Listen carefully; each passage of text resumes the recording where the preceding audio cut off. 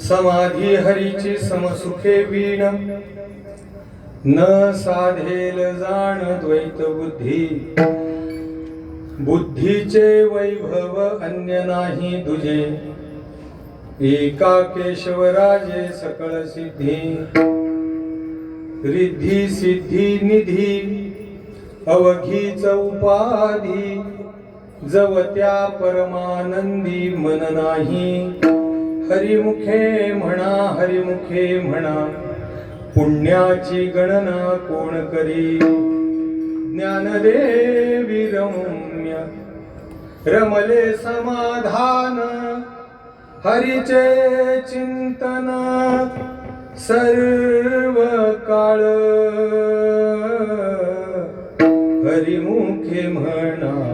हरिमुखे म्हणा पुण्याची गणना कोण करी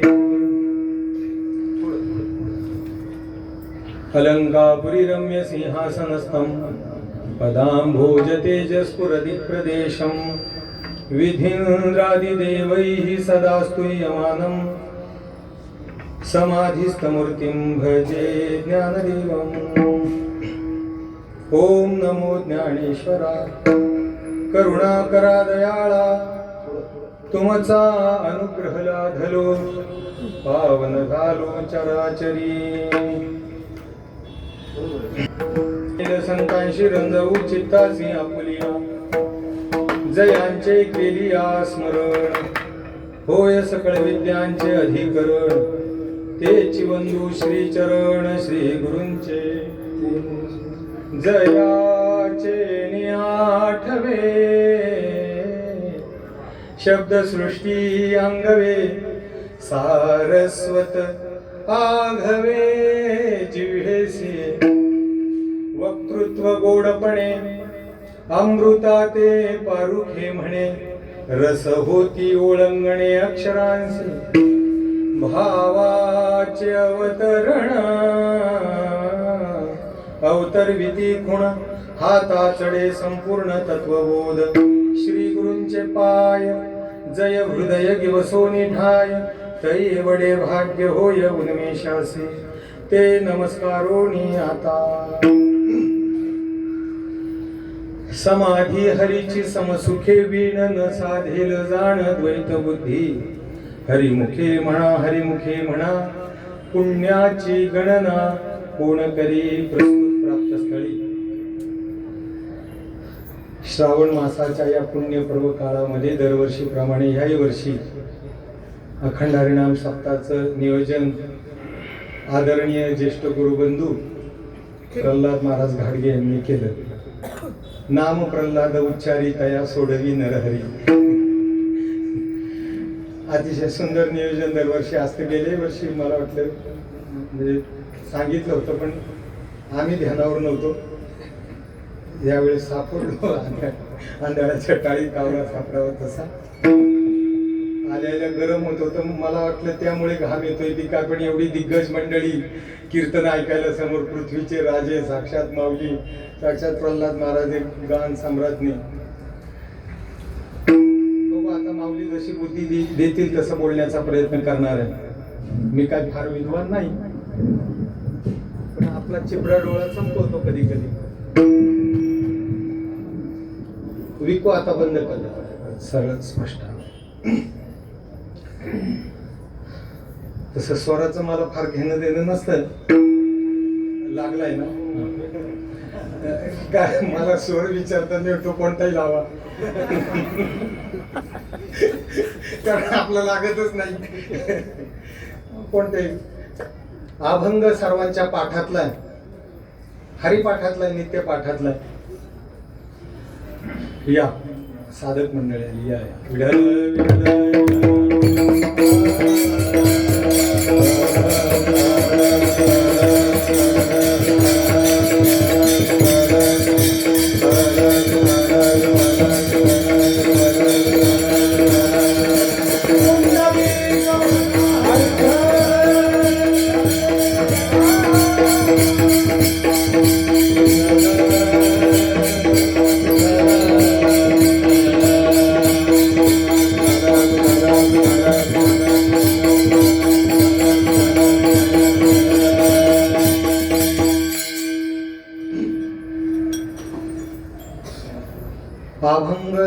आमच्या नित्य पाठातला समाधी हरीची समसुखे वीण न साधेल जाण द्वैत बुद्धी. अभंगाचा शब्दशः सरळ अर्थ सांगून घेतो, कारण अभंग काही पूर्ण सुटणार नाही कीर्तनामध्ये. आजच्या दिवशी मला माऊलींच्या समाधीचं वर्णन करायचे 4 प्रकाराने. माऊलींची समाधी, योग समाधी कशी आहे, भाव समाधी कशी आहे, प्रेम समाधी कशी आणि ज्ञान समाधी कशी. तिकडे गेल्यानंतर अभंग सुटेलच याची काही शाश्वती नाही, एखादं चरण सुटेल. म्हणून अभंगाचा सरळ अर्थ सगळा सांगून घेतो, म्हणजे प्रत्येक पदाचा जितका शक्य तितका, आणि मग मूळ चिंतनाकडे येतो. समाधी हरीची समसुखे वीण. माऊली हरीच्या समाधीचं वर्णन करतायत. समाधी हा शब्द काय? सम अधिक धी, धी नाम बुद्धी. ज्याची बुद्धी त्या सम परमात्म्यामध्ये स्थिर झाली, एकरूप झाली, तद्रूप झाली, अशा बुद्धीला समाधी या शब्दाने संबोधित केलं जातं. सम काय आहे तर समम सर्वेषु भूतेषु तिष्ठन्तम परमेश्वरम.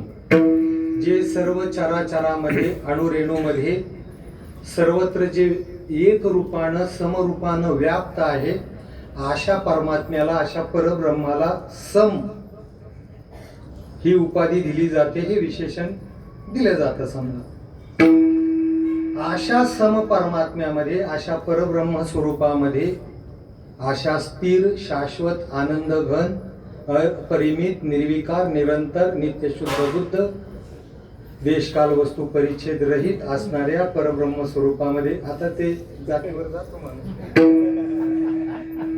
अशा शाश्वत स्वरूपामध्ये ज्याची बुद्धी स्थिर झाली, एकरूप झाली, शांत झाली, अशा बुद्धीला समाधी लागते. ती बुद्धी त्या परब्रह्म तत्वाला जाणून परब्रह्म रूप होते. आणि मग असा जीवनमुक्त महापुरुष देहाने जरी क्रिया करत दिसला, पश्यय शृण्वन् स्पृशय जिघ्र नाशनन गच्छय स्वपय श्वसन प्रलपन विसर्जन गृह्णन निर्मिशन निमिशन अपि, या 13 क्रिया ज्या आहेत, सर्वसामान्य माणसांसारखा जरी दिसला तरी तो नित्य समाधीतच असतो. समाधी स्थित राहून त्याच्या देहाकडून ही कार्य होत असतात. अशा सम परमात्म्यामध्ये स्थिरतेला प्राप्त झालेला जो पुरुष समाधीला प्राप्त झालाय असं म्हटलं जातं. समाधी हरीची. आता इथे हरी कोण घ्यायचा, तर हरी हा व्यापक सर्वगत, हा तो मुख्यत्वे सिद्धांत. जो व्यापक आहे, अनंत आहे, अशा अनंत व्यापक त्या हरीमध्ये ज्याची बुद्धी स्थिर झाली. पण कोणाला होते ही समाधी प्राप्त? समाधी हरीची समसुखे वीण न साधेल जाण द्वैत बुद्धी. जो समसुखाला प्राप्त झालेला आहे, ज्याचं सुख आता विषम नाही. तुमचं आमचं सुख हे विषम आहे, सम नाही. वाऱ्याने सोके थेंबेने विरे चिखलू जैसा.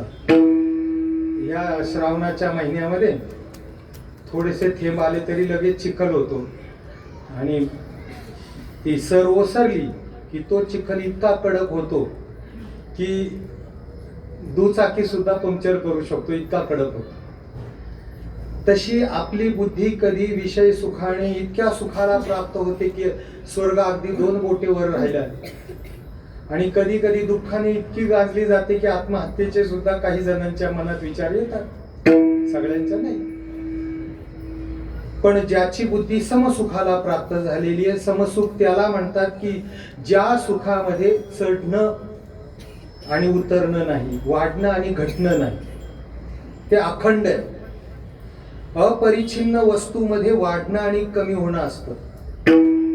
अपरिच्छिन्न वस्तूमध्ये वाढणं आणि कमी जास्त होणं असतं. पण जी वस्तू अपरिच्छिन्न असते, व्यापक असते, त्या व्यापकामध्ये अखंड वस्तूमध्ये वाढणं आणि कमी होणं नसतं. अशा अखंड तत्वाला जी बुद्धी प्राप्त झाली तिला समाधी असं म्हणतात. ती समाधी हरीची समसुखे विण न साधेल जाण द्वैत बुद्धी. ज्या बुद्धीमध्ये अजून द्वैत शिल्लक आहे त्या द्वैत बुद्धीला हे अखंड सुख, ही परमा शांती, हा परमानंद, हा नित्यानंद, शाश्वतानंद प्राप्त होऊ शकत नाही. मग ह्या समाधीला प्राप्त व्हायचं असेल तर परमात्मा एकमेवा द्वितीयम आहे, ती बुद्धी सुद्धा एकमेवा द्वितीयम झाली पाहिजे. स्वतःचा बात करून बात समानाधी करण्याने ती आपल्या आत्मस्वरूपाशी स्वस्वरूपाशी जेव्हा ऐक्याला पावली जाईल तेव्हाच त्या बुद्धीला समाधी साधता येईल. द्वैत बुद्धीला ही समाधी साधली जाणार नाही.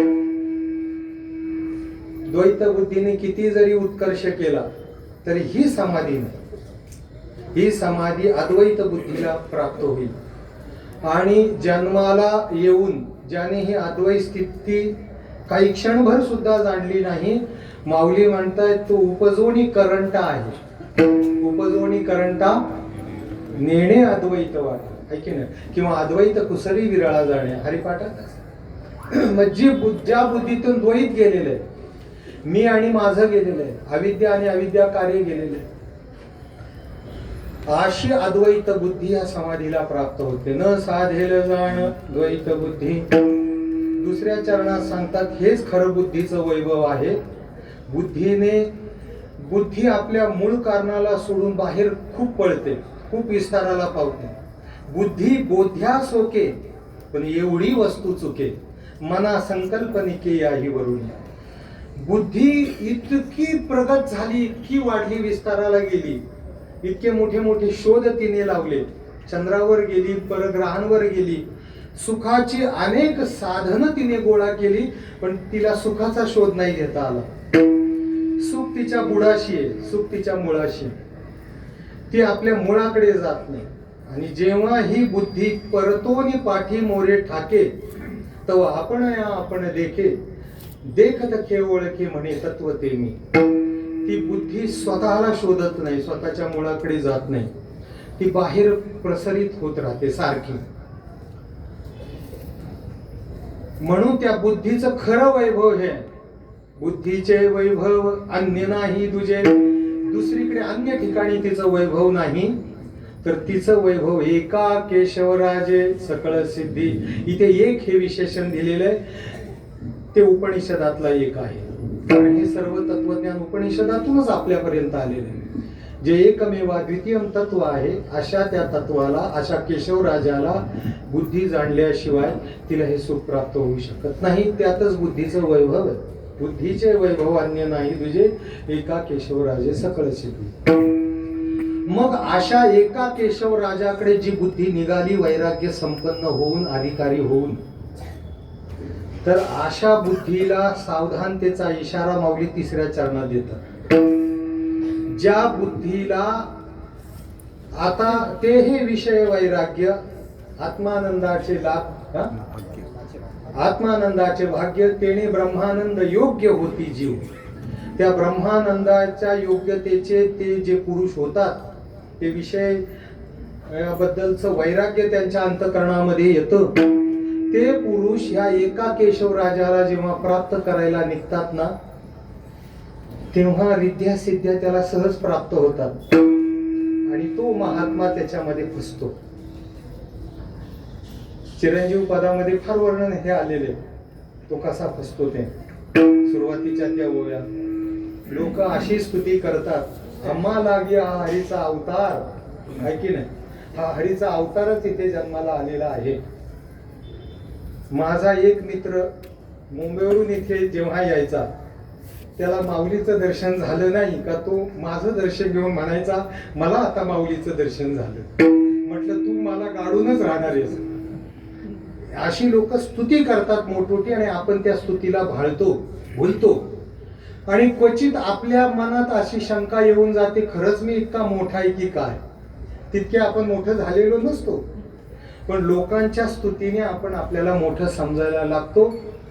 आणि खऱ्या पतनाला तिथून सुरुवात होते, जेव्हा आपण आपल्याला मोठं समजतो. मग लोक मोठं का समजतात, मी तिसऱ्या चरणावर बोलता. ही पाठीमागची साधक मंडळी पुढे आहे ना, पुढे पुढे. अहो मी या पुढे, मी शुद्ध शाकाहारी आहे, त्यात श्रावण चालू आहे. दाजे या पुढे. साधना करत असताना साधकाचं तप जेव्हा वाढत जातं तेव्हा या रिद्ध्या सिद्ध्या सूक्ष्म रूपाने त्याच्यामध्ये प्रवेश करतच असतात. त्याच्या बोलण्यामध्ये सामर्थ्य येतं, त्याच्या पाहण्यात सामर्थ्य येतं, त्याच्या आशीर्वादात सामर्थ्य येतं. ते बोललेलं कधी कधी खरं होतं. मग लोक स्तुती करायला लागली ना एकदा, तोंड फाटेपर्यंत स्तुती करतात आणि मग ती स्तुती दूर दूरवर पोहोचते. गोळाला जसे मुंगळे चहूबाजूने चिकटावेत तशी लोक गोळा होतात आणि याची पूजा अर्चा सुरू होते ना. याला वाटायला लागतं आपण खरंच कोणीतरी मोठे आहोत. गाडी फसते, तिथे अडकते. एक घटना सांगतो. आमचे एक मित्र, त्यांनी नर्मदा परिक्रमा केली.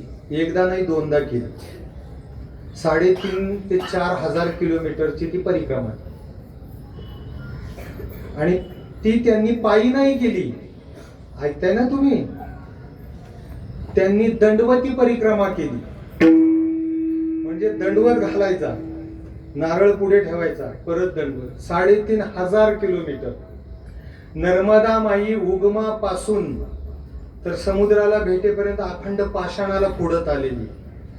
अणुकुचीदार दगड बाजूला आहेत. जंगल अशी काही काही जंगल 20-20 किलोमीटरची आहेत, काही 8 किलोमीटरची. आहे नर्मदा परिक्रमा केलेली मंडळी. दंडवती परिक्रमा केली. आता एवढी तपश्चर्या केल्यानंतर सिद्ध्या प्राप्त होणार नाहीत का? पहिली परिक्रमा केली, भारतवर्षामध्ये त्यांची कीर्ती झाली. आता तर ते अशी परिक्रमा करतायत, एकाच जाग्यावर 108 दंडवत घालायची, पुढे पुढे दुसरं दंडवत सुरू. आता आयुष्य त्यांचं परिक्रमेतच निघेल, कारण पुरू शकत नाही आयुष्य ना एवढं. 3,500 किलोमीटर एका जागेवर 108. तर दुसरी परिक्रमा जेव्हा दंडवती करत होते, एवढी तपश्चर्या आपल्या, मला तर स्वप्नात सुद्धा वाटत नाही. मी पायी नाही केली तर दंडवती केव्हा करायचं. मी गेलो होतो परिक्रमा करायला, पळून आलो. एका पायात 13 काटे, एका पायात 12 काटे होते. म्हणलं आपलं काम नाही, चला आळंदी. भामचंद्रावर होतो तेव्हा मी वरती, बाबा खाली राहिला होते ना, आम्ही वर होतो. एका काळात थोडी मागे पुढे होतो, काही काळ एकत्रच होतो. तर दुसरी परिक्रमा चालू असताना मी रिद्धी सिद्धी निधी अवघी, मी सरळ अर्थ सांगून देतो, मग चिंतनाकडे येतो. आणि दुसरी परिक्रमा चालत असताना एक शिक्षक जोडपं आलं. कारण हे जेव्हा परिक्रमा करतात तेव्हा ह्या गावची लोक पुढच्या गावापर्यंत त्यांचा जो बाड विस्तार आहे तो सायकलवर घेऊन ती सायकल पुढच्या गावापर्यंत मागच्या गावची लोक न्यायची.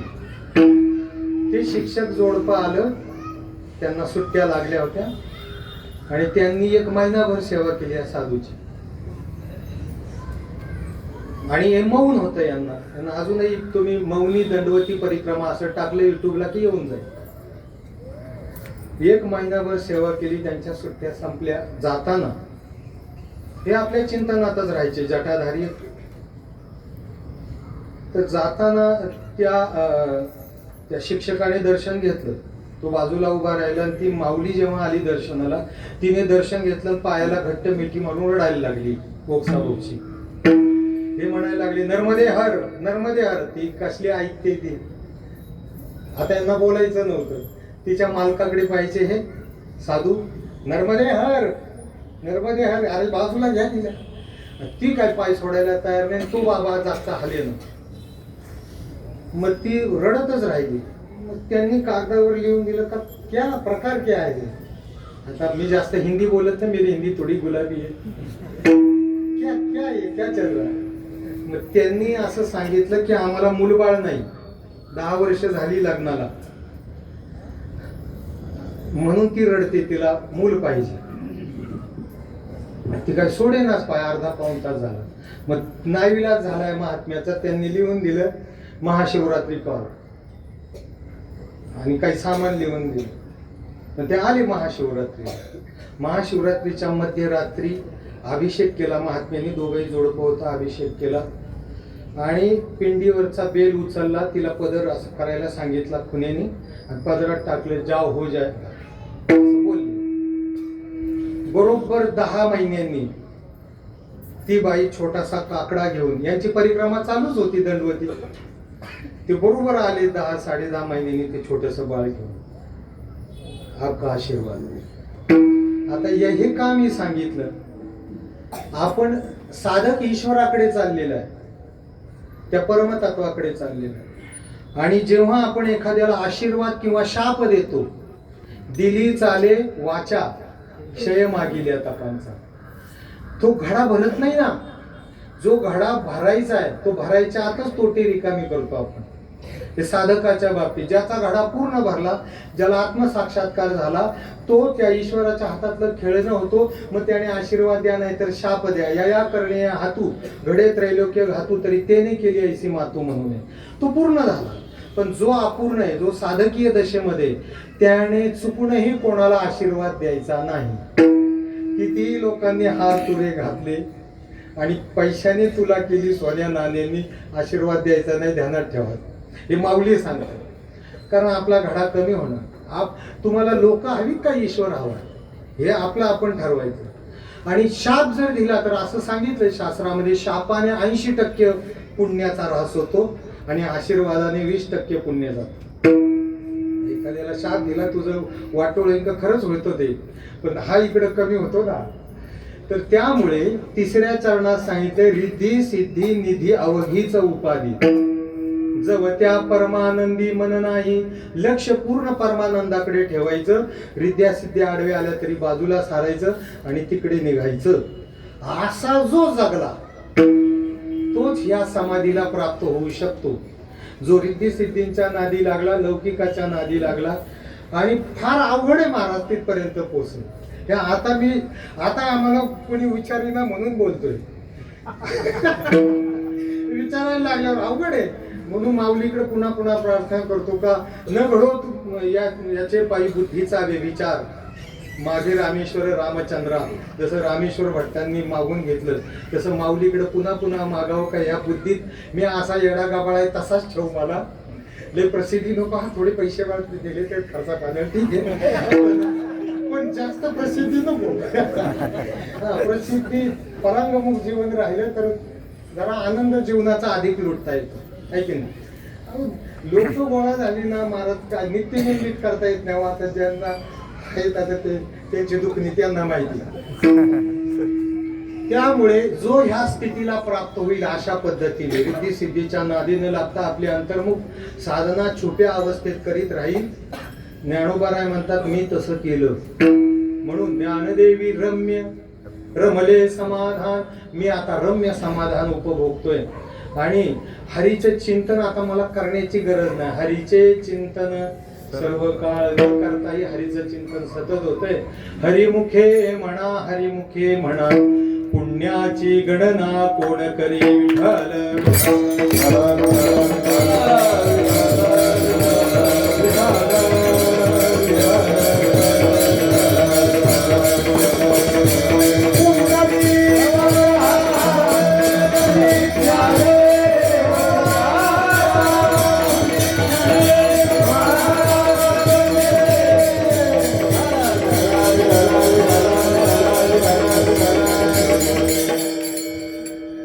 तर आज समाधीचे प्रकार पाहूया.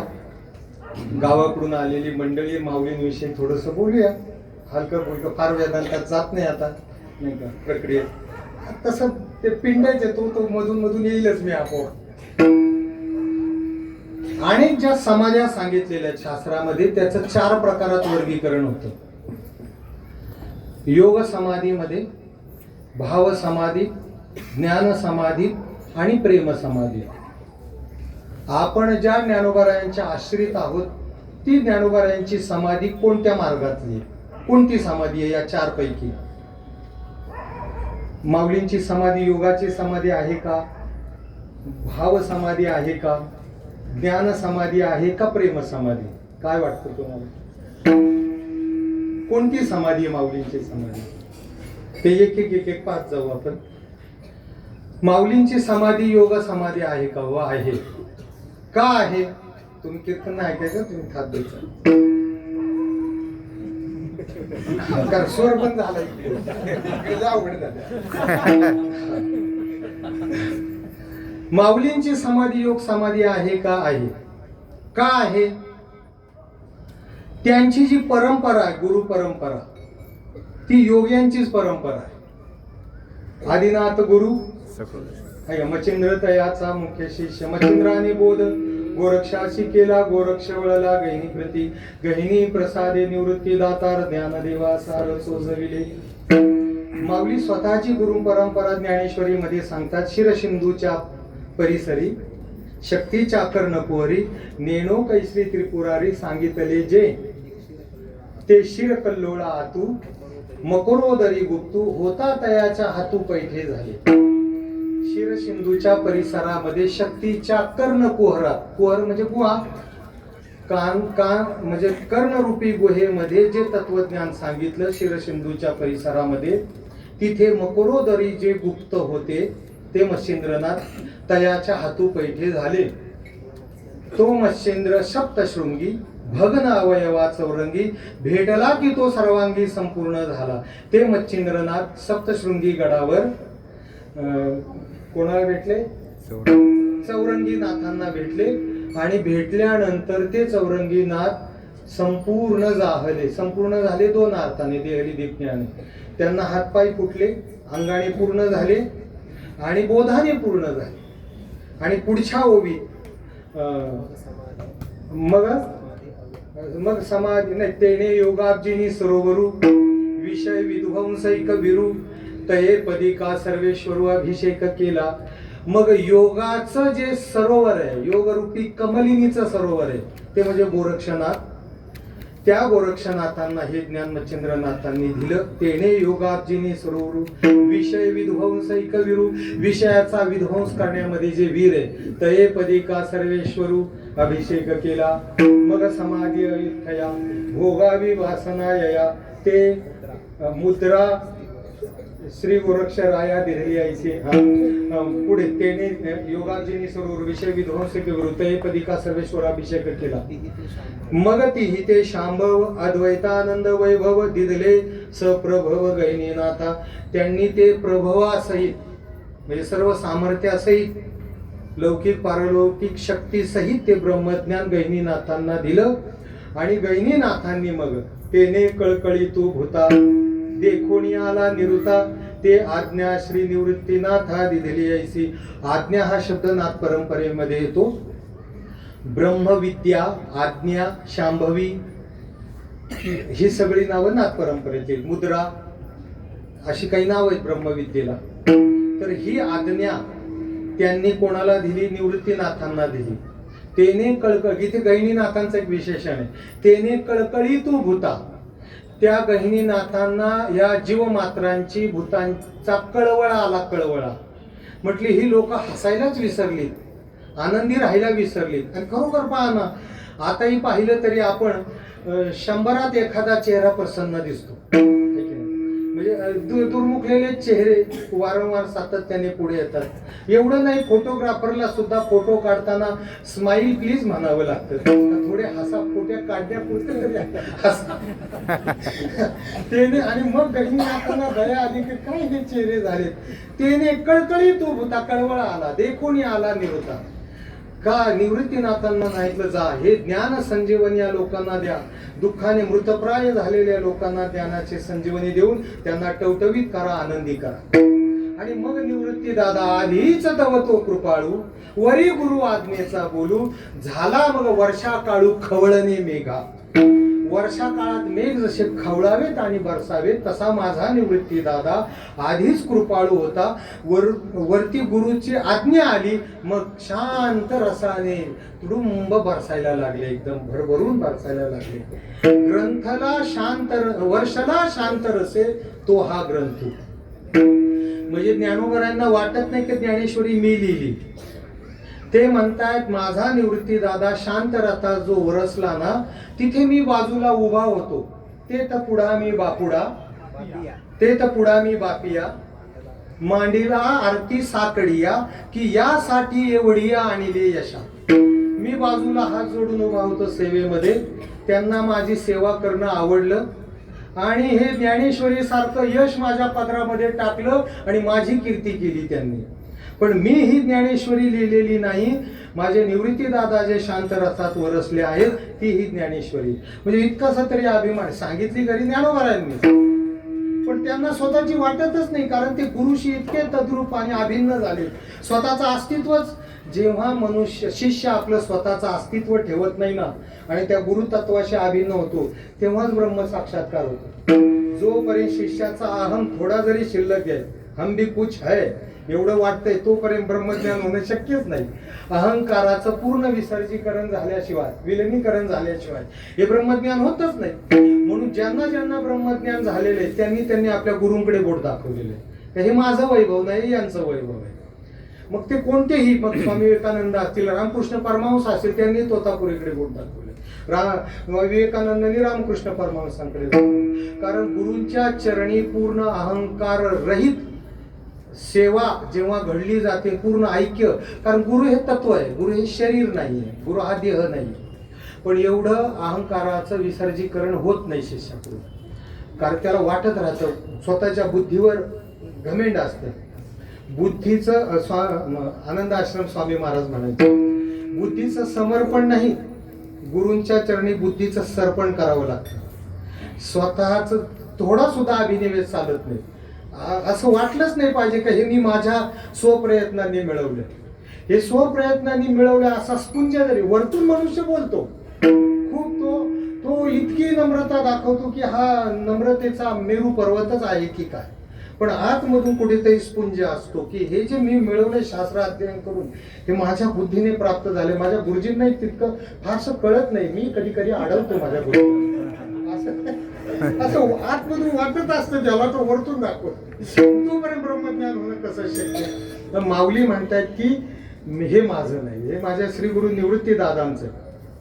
अशा गुरु शिष्य अद्वितीय महाराज.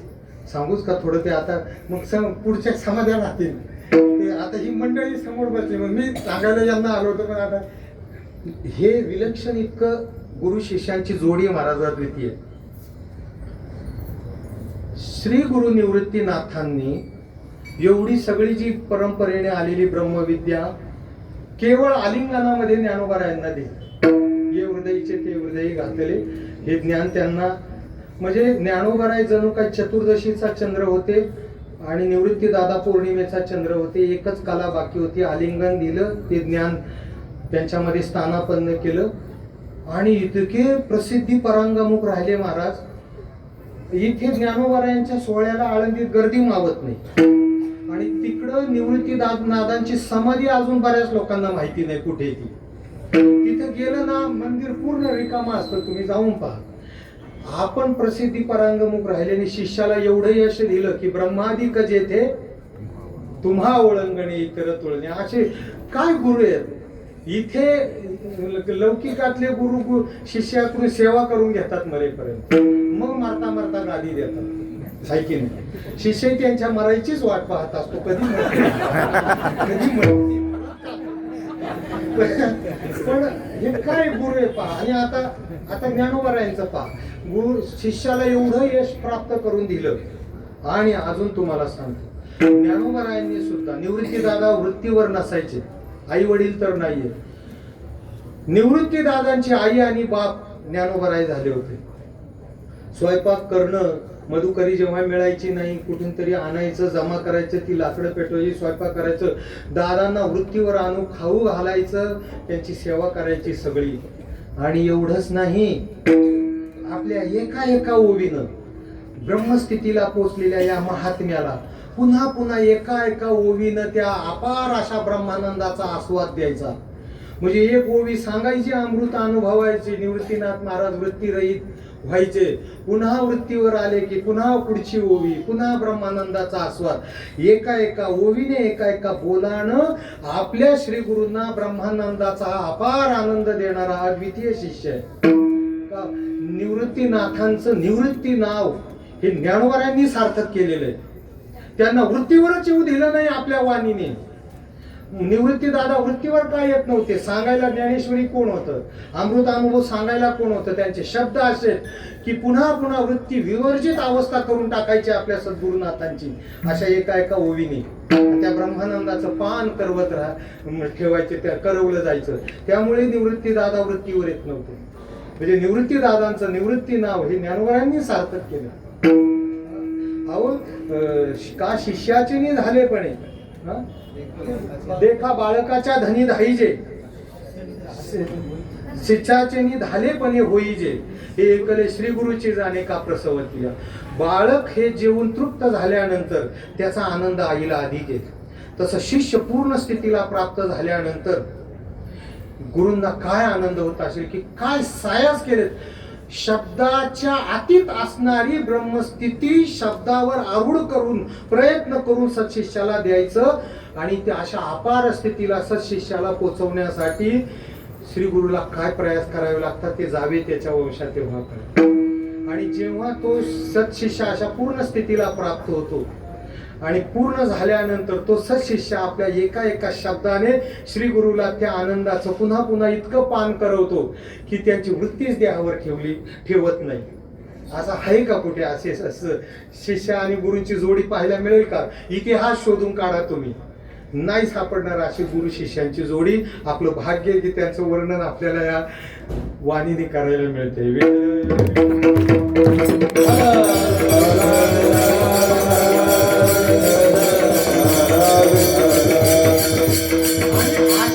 ज्ञानोबा ही परंपरा त्यांच्या जवळ आली. ते सगळे योगी आहेत, सगळे योगी. म्हणून ज्ञानोबरायांची समाधी सुद्धा योग मार्गातलीच आहे. आता जी समाधी कशी योग मार्गातली आहे, तुम्ही प्रमाण देत चला बरं का. तुम्ही माझ्या सांगण्यात गुंताल तर ऐकतच राहाल, ते मी बोलतच राहील. तुम्हाला जेव्हा प्रमाणामध्ये द्यावे वाटतील तेव्हा द्या म्हणून सुद्धा. एक कौटुंबिक वातावरणात कीर्तन करतोय मी आज, काही लोड घेत नाही. आता चुकलं ते चुकू द्यावा, बा जरा क्षमा करा. तर ज्ञानोबरायांची समाधी योग मार्गाची कशी पहा. जेव्हा एकनाथ महाराज त्यांना दृष्टांत झाला, अजान वृक्षाची मुळी कंठाची लागली, आळंबी सळी येऊनी काढवी, ऐसे स्वप्न होता आलो अलंकापुरी, तव नंदी माझारी देखिले द्वार. मग उठवला नंदी शिवाचा ढवळा. हा सिद्धेश्वराच्या समोरचा जो नंदी आहे ना, तो दोनदा उठलेला आहे. तो चेतन नंदी आहे, तो दगडी नंदी नाही. तो इतिहासात दोनदा उठून उभा राहिलेला आहे. सगळं सांगतो. थोडा आज थोडं 5-10 मिनिटं चला वाढून बारकाईने ऐका. आता ही मंडळी पुन्हा पुन्हा केव्हा येते. आता आलीच माऊलींजवळ तर माऊलींचं महत्व ऐका. समाधीकडे जाण्याच्या अगोदर जो दगडी नंदी आहे ना सिद्धेश्वराच्या समर्था, तो नंदी चेतन आहे, चेतन. तो जड नाही. 31-32 वर्षापूर्वीची घटना असेल, मागे पुढे काही वर्ष. जपानीच एक फोटोग्राफर, त्याच्याकडे असा कॅमेरा होता. आता जपान हे तंत्रज्ञानामध्ये जरा फार पुढारलेले.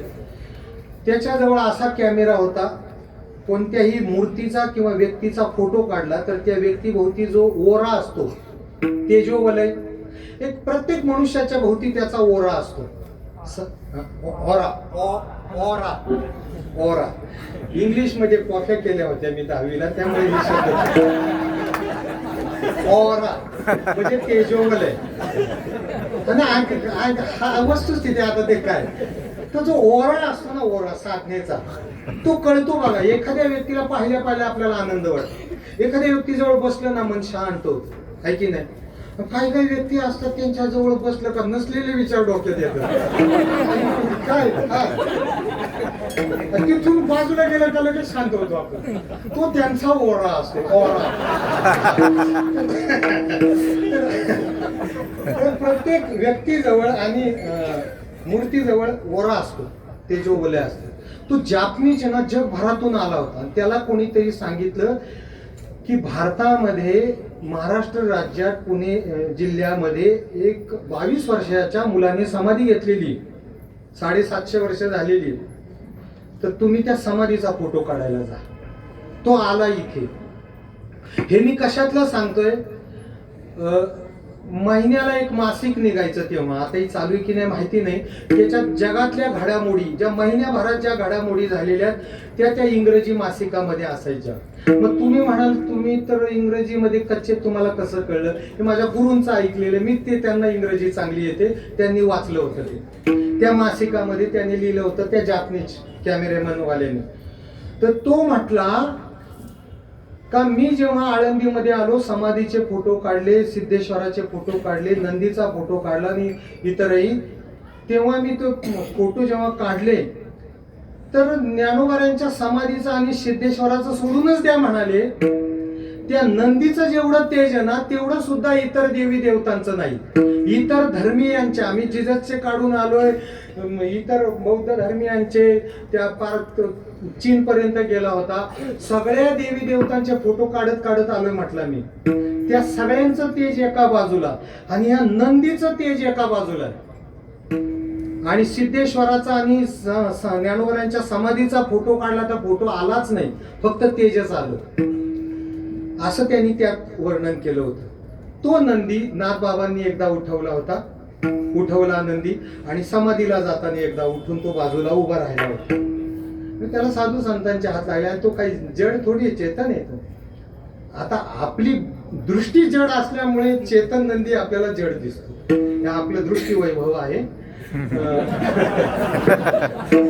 साधू संतांचं ते आहे म्हणून उठवला त्यांनी बाजूला, आणि तिथून खाली गेले. आता पुढे जेव्हा समाधीचं द्वार उघडलं, दगडी द्वार, आतमधून 1 कोटी सूर्यांचा प्रकाश येत होता बाहेर. त्या प्रकाशात दाहकता नव्हती, सौम्यता होती, पण तेज, अपार तेज. हे मी नाही म्हणत, नाथबाबा म्हणतात, दिव्य तेज पुंज मदनाचा पुतळा, आणि परब्रह्म केवळा बोलतसे.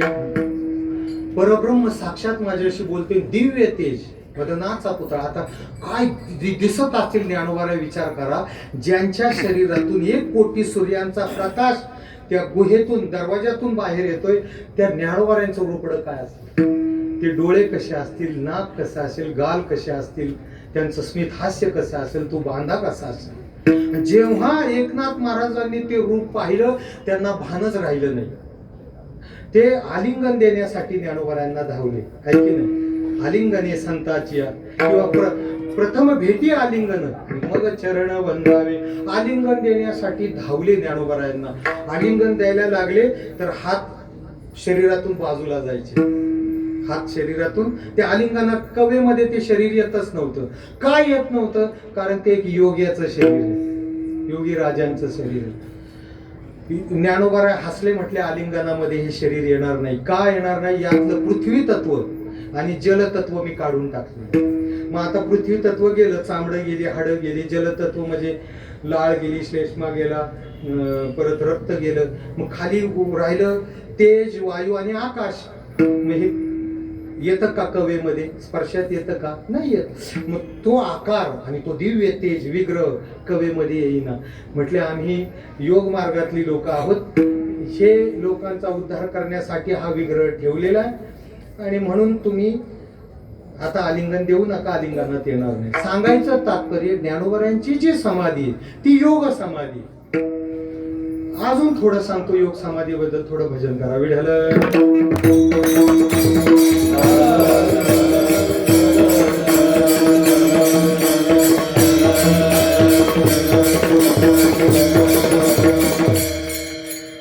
आम्ही सिद्धबेटामध्ये होतो 1995 साली. 10वी सुटली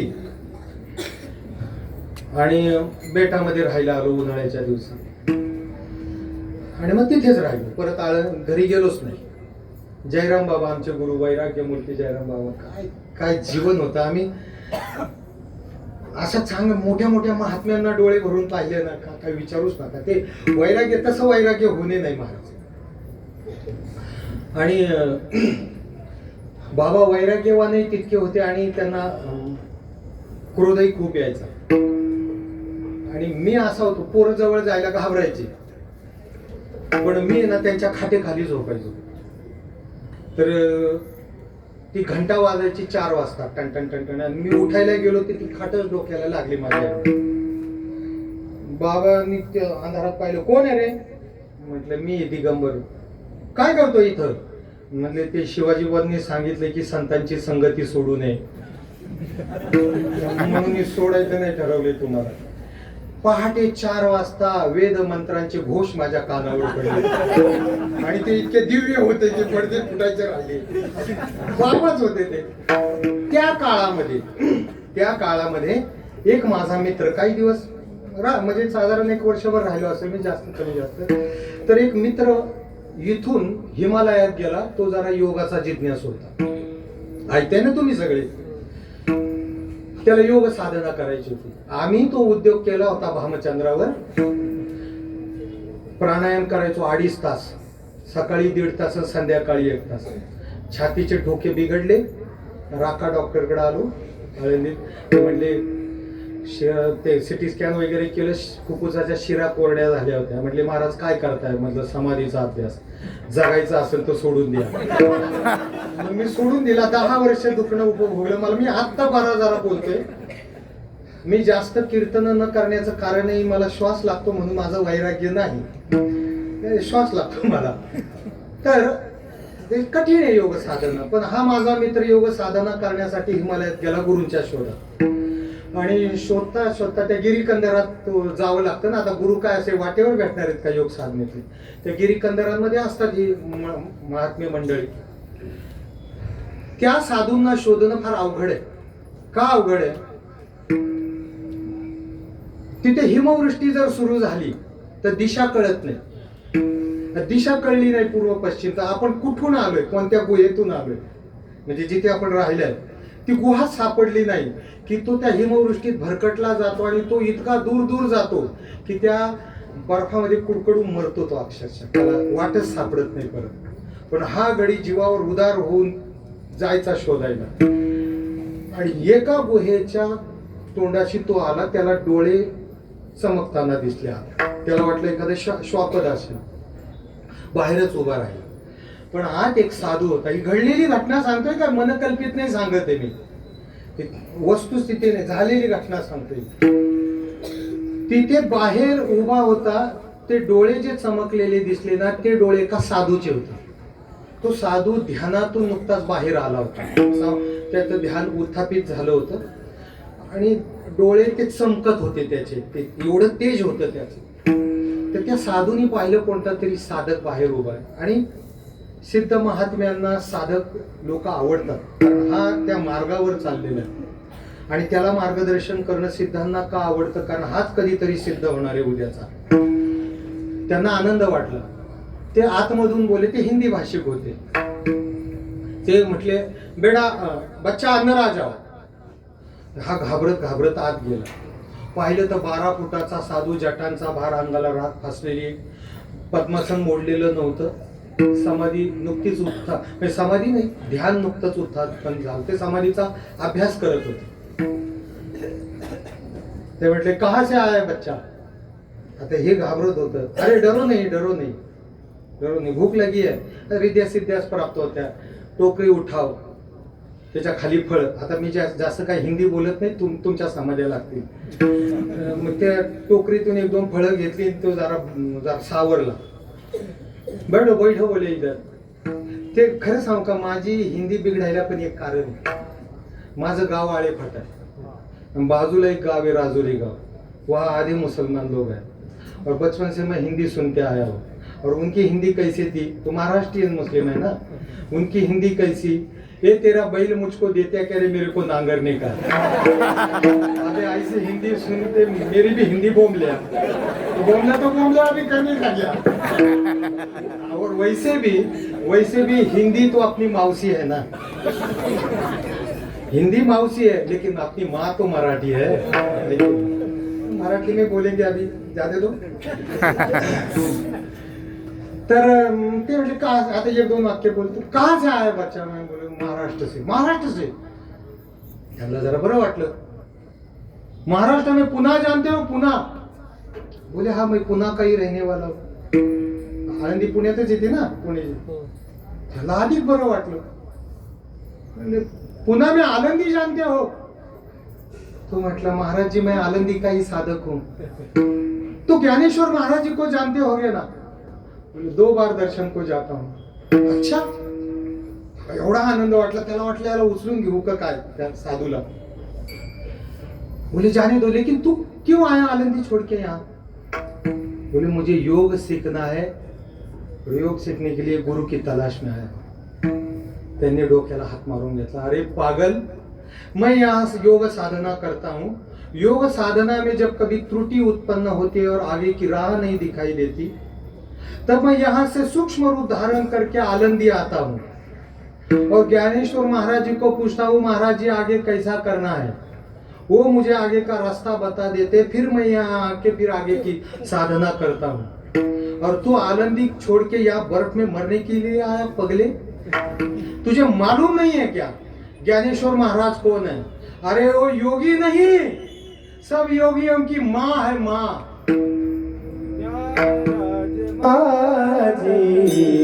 योगाची माँ, ज्ञान राज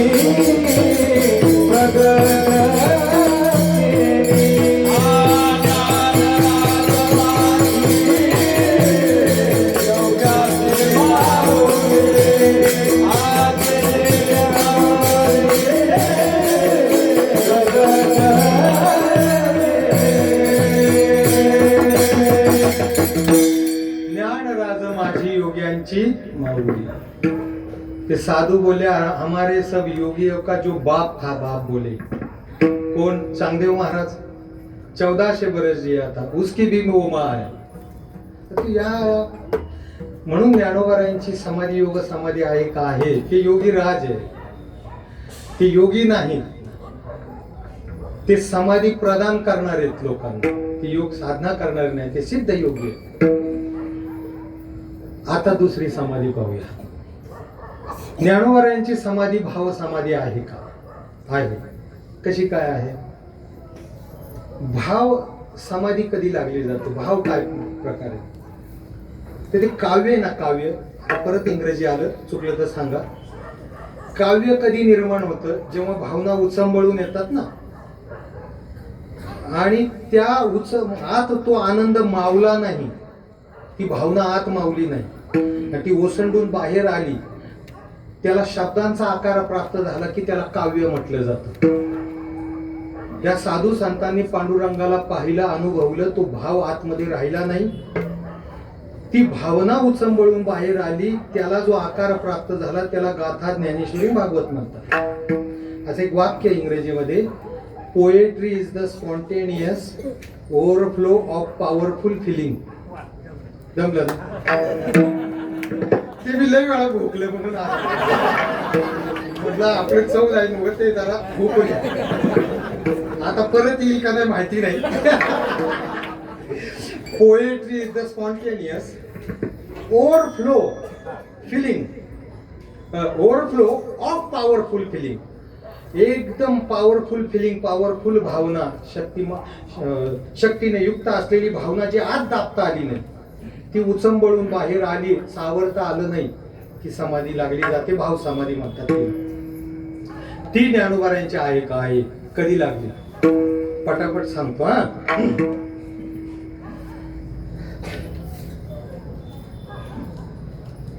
निवृत्ती दादा ची वाट गहिनीनाथ महाराज ब्रह्मगिरीला पाहत होते.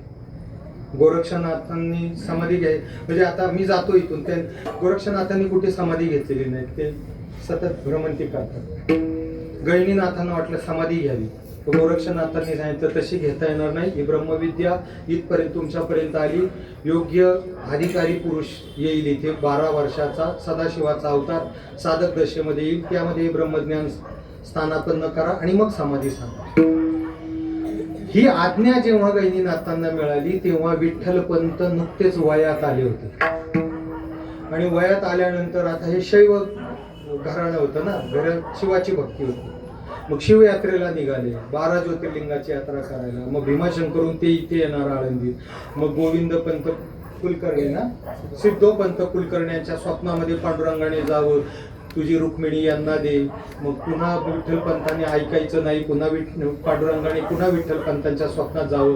मग विवाह व्हावा, संसारात वैराग्य यावं, पुन्हा पत्नीची पडती अनुज्ञा घेऊन काशीला जावं, तिथे वेद अध्ययन करावं, गुरूंच्या सांगण्यावर पुन्हा संसारात यावं, मुलं बाळं व्हावीत, ती मुलं मोठी व्हावीत, तोपर्यंत हा आतोनात छळ.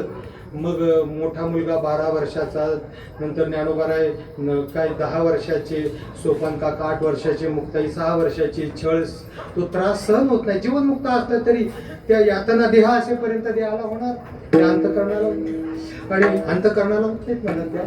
आता त्याच्यातही फार सूक्ष्मता आहे, ते भासमान अंतकरणाला भासमान दुःख होतं. आणि मग त्या दुःखातून थोडी सांत्वना मिळावी म्हणून या मुलांना घेऊन ब्रह्मगिरीच्या प्रदक्षिणाला निघाले. आता त्यावेळेसचा ब्रह्मगिरी पर्वत, आता एवढं आजूबाजूला किती जंगल आहे, आता मी अजूनही केली नाही, करायची आहे, पण तिथे गेलेलो आहे मी त्र्यंबकेश्वरला बऱ्याच वेळा.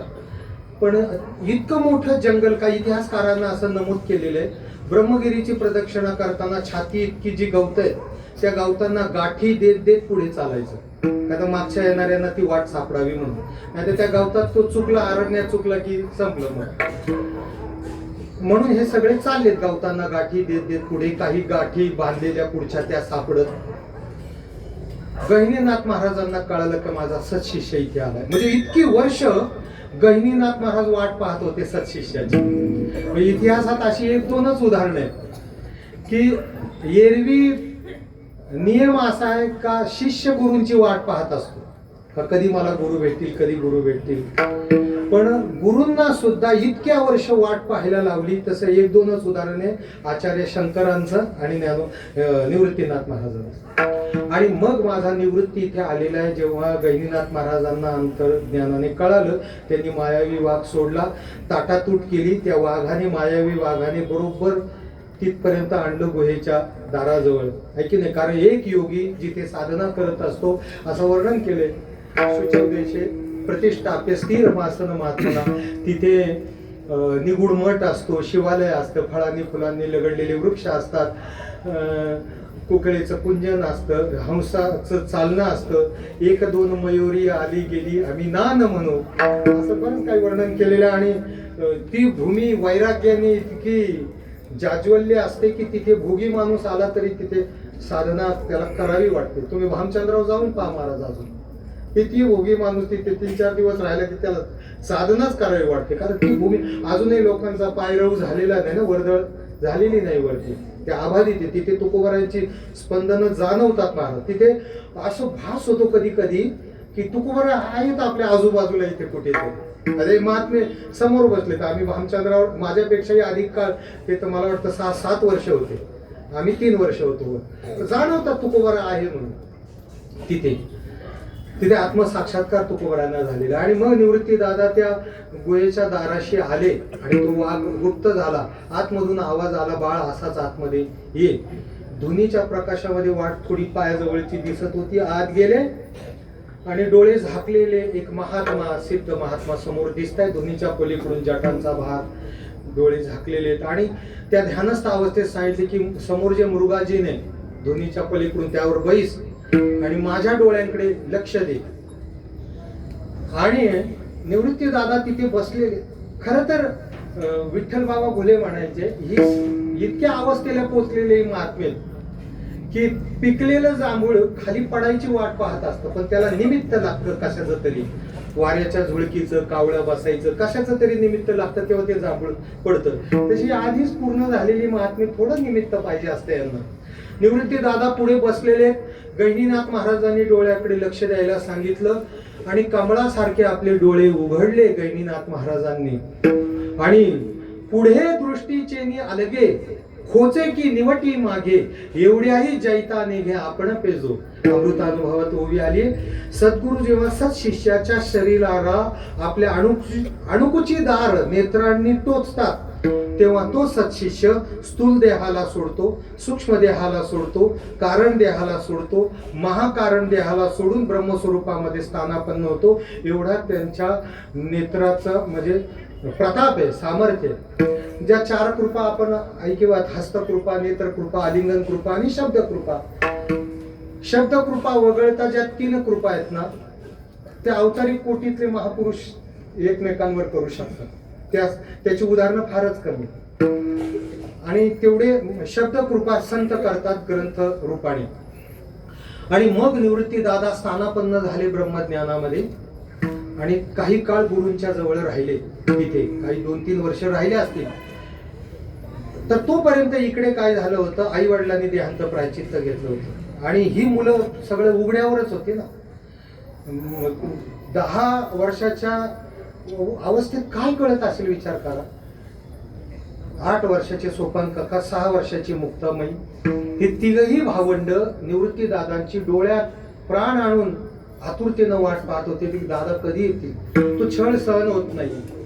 आणि जेव्हा 3-4 वर्षानंतर दादा सिद्धबेटाच्या कोपऱ्यावर आले, इकडे यांची तोडकी मोठी झोपडीतून ज्ञानोबा बाहेर निघाले. आणि जेव्हा इथेच घडला ना तो प्रसंग, इथे त्या सिद्धबेटाच्या कोपऱ्यावर दादा आले. ज्ञानोबारायांनी पाहिलं दुरून की हे तर माझे दादा दिसत आहेत. ओळख पटली, दादाच. पळत निघाले, माझा दादा आला, दादा आला, दादा दादा करत पळत निघाले. निवृत्ती दादांनी पाहिलं, माझा भावी शिष्य माझ्याकडे पळत येतो. त्यांनी आपले बाहू विस्पारले आणि जोरात पळत ज्ञानोबारा आले, कडकडून मिठी मारली. मिठी मारल्याबरोबर निवृत्ती दादांनी मिठी मारली आणि ये हृदयीचे ते हृदयी घातले. आलिंगन कृपा केली. आलिंगन कृपा केल्यानंतर ब्रह्मज्ञानाने संपन्न केलं. तो ब्रह्मानंद एकाएकी त्या ब्रह्मानंदाचा लाभ झाल्यामुळे ज्ञानोबारांना वाटलं, काय मी पामर एक साधारण मनुष्य, काय माझा दादा, काय माझे सद्गुरु उदार, केवढ्या मोठ्या महान आनंदाचा धनी मला करून दिलं. ती भावना त्यांना आवरली गेली नाही. त्या भावनेतच त्यांना निवृत्ती दादांच्या कुशीतच लागली समाधी, ती भाव समाधी. हातपाय सोडून दिलेले आणि त्या भाव समाधीत असलेल्या ज्ञानोबारायांना निवृत्ती दादांनी पकडून ठेवलं काही काळ, वृत्तीवर येईपर्यंत. ही भाव समाधी तिथे, ही भाव समाधी इतिहासात एकाला लागली होती, ती म्हणजे संजयाला. अष्टभाव सात्विक समाधी. प्रसंग माहितीच असेल आपल्याला की धृतराष्ट्र विचारतोय की हे माझे आणि पंडूचे पुत्र काय करते झाले, सांग मग. काय सुरुवातीचा श्लोक, धर्मक्षेत्रे कुरुक्षेत्रे समवेतायु सवा मामका पांडवा शैव किम कुर्वत संजय. विचारताना संजय सांगायला लागला. जेव्हा 9व्या अध्यायापर्यंत आला की ज्ञान सुरू झालं. आता ह्या म्हाताऱ्याला ऐकणंच होतं, गप देत होते व्यासमुनी दिव्य दृष्टी, तेव्हा घेतली नाही. म्हटले नाही, माझ्या संजयाला द्या, मला काय, माझे थोडे दिवस राहिले. त्याला तिथे पस्तावायला लागला. मी दिव्य दृष्टी घेतली असती तर बरं झालं. कारण संजय तिकडे गीतेचं ज्ञान सांगतोय, तिकडे रणांगणातलं पाहायचं आणि इकडे सांगायचं. धृतराष्ट्र काय गीता ऐकायला बसला होता का? नाही, तो सारखा तो त्याचा नेहरूचा कोपरा ओढायचा. अरे मी तुला विचारतोय काय, तू काय सांगतोय? संजयाला ते ऐकू वाटायचं, या काय करावं या आंधळ्याला. म्हटले हा बाहेर आंधळा तसा आतही आंधळा. इथे एक वर्म आहे आणखीन. त्या आंधळ्याने श्रद्धेने नाही ऐकली गीता, त्याला ऐकावी लागली नाईलाजाने. हे तत्वज्ञान, हे ब्रह्मज्ञान ऐकून ठेवावं माणसाने, श्रद्धेने नाही, पण निदान कानातून आत जाऊ द्यावं. ते वाया जात नाही. त्या धृतराष्ट्राचं वाया नाही गेलं. सगळे जेव्हा कौरव मेले तेव्हा हे म्हातारं एकटं राहिलं. तर पांडव सांभाळत होते. तर विदुर काका त्यांचे मोठे भाऊ धृतराष्ट्राचे ते एकदा आले दालनात, अरे आंधळ्या, तुला काही लाज वाटते का? यांचे तुकडे मोडतो इथं. तुझ्या मुलांनी कित्येक वेळा मारण्याचा प्रयास केला पांडवांना, त्याच्या पत्नीची विटंबना केली, आणि त्यांच्याच घरी तुकडे मोडतो. काय क्षत्रिय आहेस का? कोण आहे तू? त्याचा स्वाभिमान जागा झाला. त्यांनी सारथ्याला सांगितलं मध्यरात्री उठून माझा रथ तयार कर. म्हणले आत्ता म्हटले, तुझा राजा आहे ना मी, ऐकशील की नाही? ऐकतो म्हटले. रथ काढला. मध्यरात्रीत रथ जंगलात म्हणजे जंगलात नाही, मध्य एकदम भागात. तिथे गेल्यावर म्हटले रथ घेऊन जातो, तुम्ही मी एकटा राहणार आहे इथं, कोणालाच काही सांगू नको. तर राजाची आज्ञा. एकटा धृतराष्ट्र तिथे राहिला. आणि मग काय जे हाताला लागतील ती कंदमुळं खाऊन झऱ्याचं पाणी पिऊन राहायचा. पण एकदा वनवा लागला अरण्याला, आणि तो वनवा चारी याला दिसत नव्हतं, इकडे पळायला लागला का वनवा तिकडून चहू बाजूने वनवा लागला. त्याला कळालं आता आपण जळून मरणार. तेव्हा त्याला आठवलं ते गवळ्याचं पोरग काय सांगत होतं, नैनम छिंदंती शस्त्राणी नैनम दहती पावकान चैनम क्लेद. हे ब्रह्मज्ञान सगळं ऐकलं होतं ना. बसलं नाही आंधळ मांडी घालून, डोळे झाकले. आता मृत्यू जवळ आल्यानंतर मनुष्य काय दुसऱ्याचा विचार करेल का? चिंतनच करेल ना तो. अहो पिंजऱ्यात गेलेल्या उंदराला जर कळालं ना की मी अडकलो इथे, बाहेर पडू शकत नाही, तो उंदीर सुद्धा भजी खात नाही आतला. उंदराने सुद्धा आपल्याला उपदेश करावा पडतो. आपली काय बुद्धी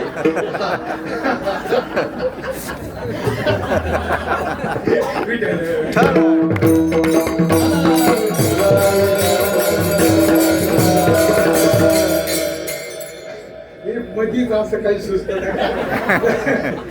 तर त्या धृतराष्ट्राने मांडी घातली, एकरूप झाला. महाराजांनी सगळं तत्वज्ञान आठवलं त्याने. म्हणून तत्वज्ञान, ब्रह्मज्ञान, भक्तीचं ज्ञान ऐकून ठेवावं, आचरणात आणण्याचा तर प्रयत्न करावाच. पण जिथे मिळेल तिथे बळजबरी नका होणं, ऐका ते वाया जात नाही. तर मला संजय सांगायचा होता. तो जेव्हा सांगायला लागला अष्टसात्विक भाव प्रगट झाले, भाव समाधी लागली.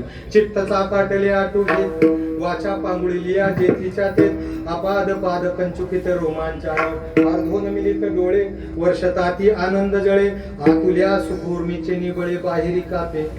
हे अष्टसात्विक भावाचं वर्णन आहे. माऊली असं वर्णन करतायत म्हणजे अष्टसात्विक भावात आनंद इतका होतो, रोमांच उभे राहतात, स्वेदकणिका निर्माण होते, आणि ती स्वेदकणिका चमकणारी असते. माऊली इतकं गोड बोलतायत, मोत्याची कडसळी लेईला असे, लेईला मोत्याची कडीसळी भासत असे. जणू काय याने मोत्याचा अंगरकाच घातला आहे की काय असं मला भासतंय. म्हणजे काय तो संजय किती देखणा तेव्हा दिसत असेल माऊलींना. सगळे रोमांच उभे आहेत, ते थेंब स्वेदकणिका रोमाच्या बुडाशी जमायत, आणि सगळे ते जणू काय मोत्याची झालर आहे अंगावर. कसल्या भावात असेल तो? ती भाव समाधी इतिहासात संजयाला लागली होती, माऊलींना निवृत्तीनाथांच्या कवेत लागली. आता ऐका, ही भाव समाधी परत कधी लागली? जेव्हा समाधीची वेळ जवळ आली, ज्ञानोबांना सांगण्यात आलं मुहूर्त जवळ आलाय, तेव्हा पहिलं दर्शन घेतलं ते श्री गुरुनाथ निवृत्तीनाथांचं. पायावर मस्तक ठेवलं, आणि तुमच्यामुळे हे उतरलो पार माया नदी, तुमच्या कृपेमुळे ही माया नदी उतरलो. आणि असं बोलता क्षणीच तो भाव पुन्हा दाटून आला, आणि भान राहिले नाही.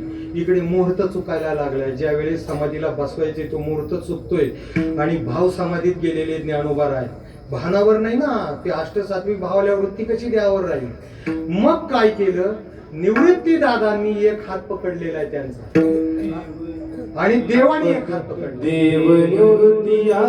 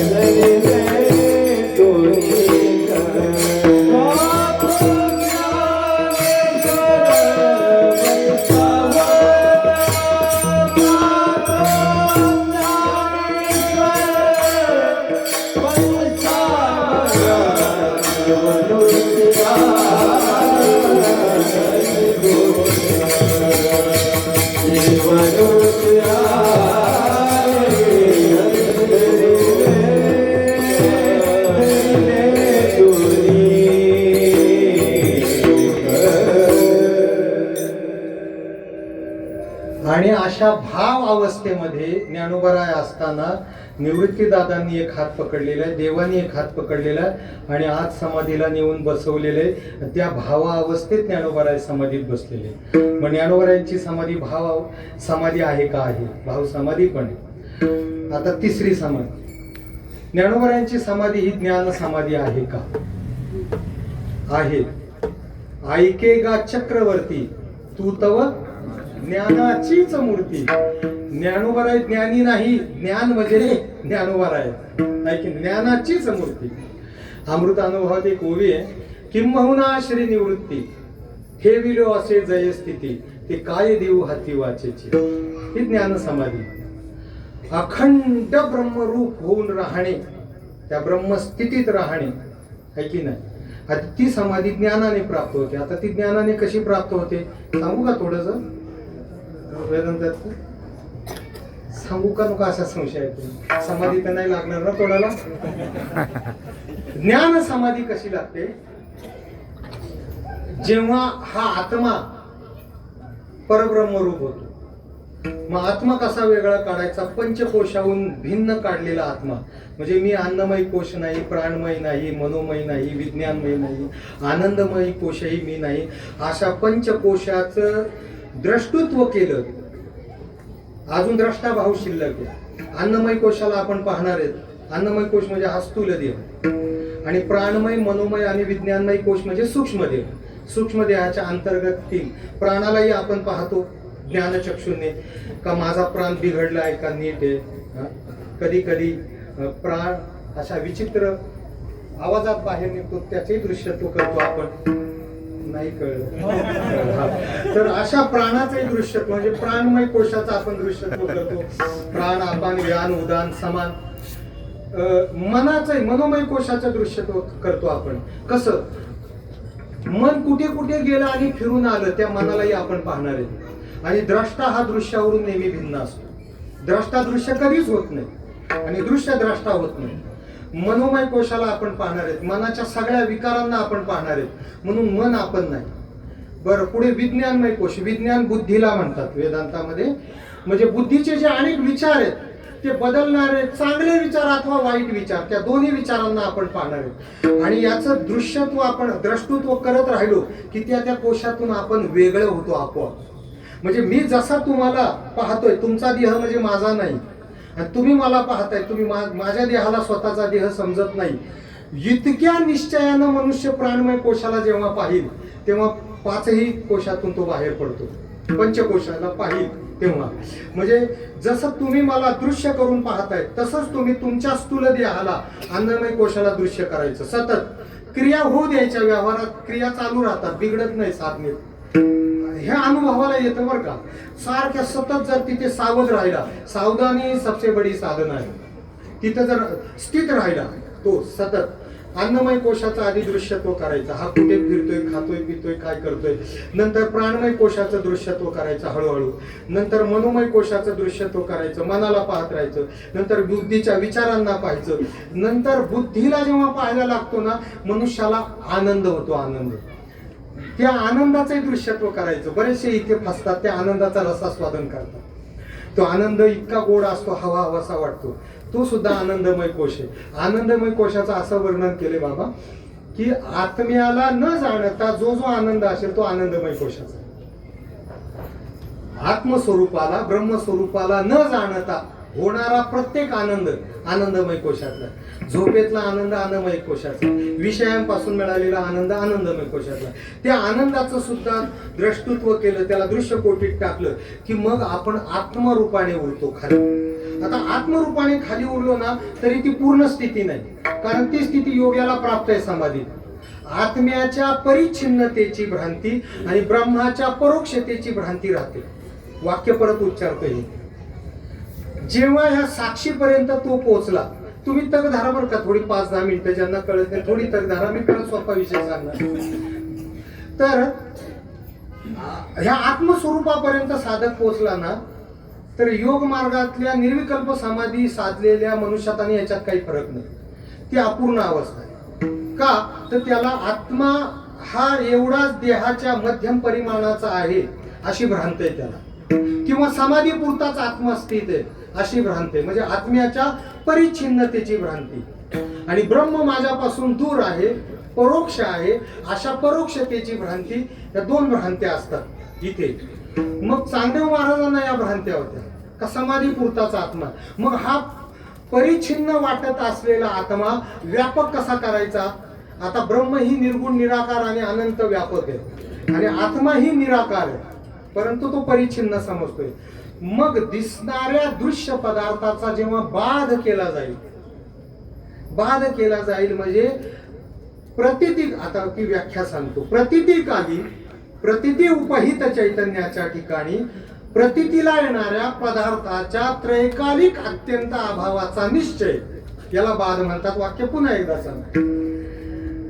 प्रतितीकाली, प्रतिती येते तोपर्यंत प्रतितीकाली, त्या प्रतिती उपहित चैतन्याच्या ठिकाणी म्हणजे माझ्या ठिकाणी, माझ्या आत्मस्वरूपाच्या ठिकाणी. मी तो आत्मा आहे, मी तो साक्षी आहे. आणि माझ्या आत्मस्वरूपाच्या ठिकाणी जी जी काही प्रतीती येते, आनंदमय कोश, विज्ञानमय कोश, मनोमय कोश, प्राणमय कोश, अन्नमय कोश, आणि हे संपूर्ण जग, माझ्या आत्मस्वरूपाला सोडून जे हे संपूर्ण जग आहे त्याचं प्रतीती उपहित मी आहे.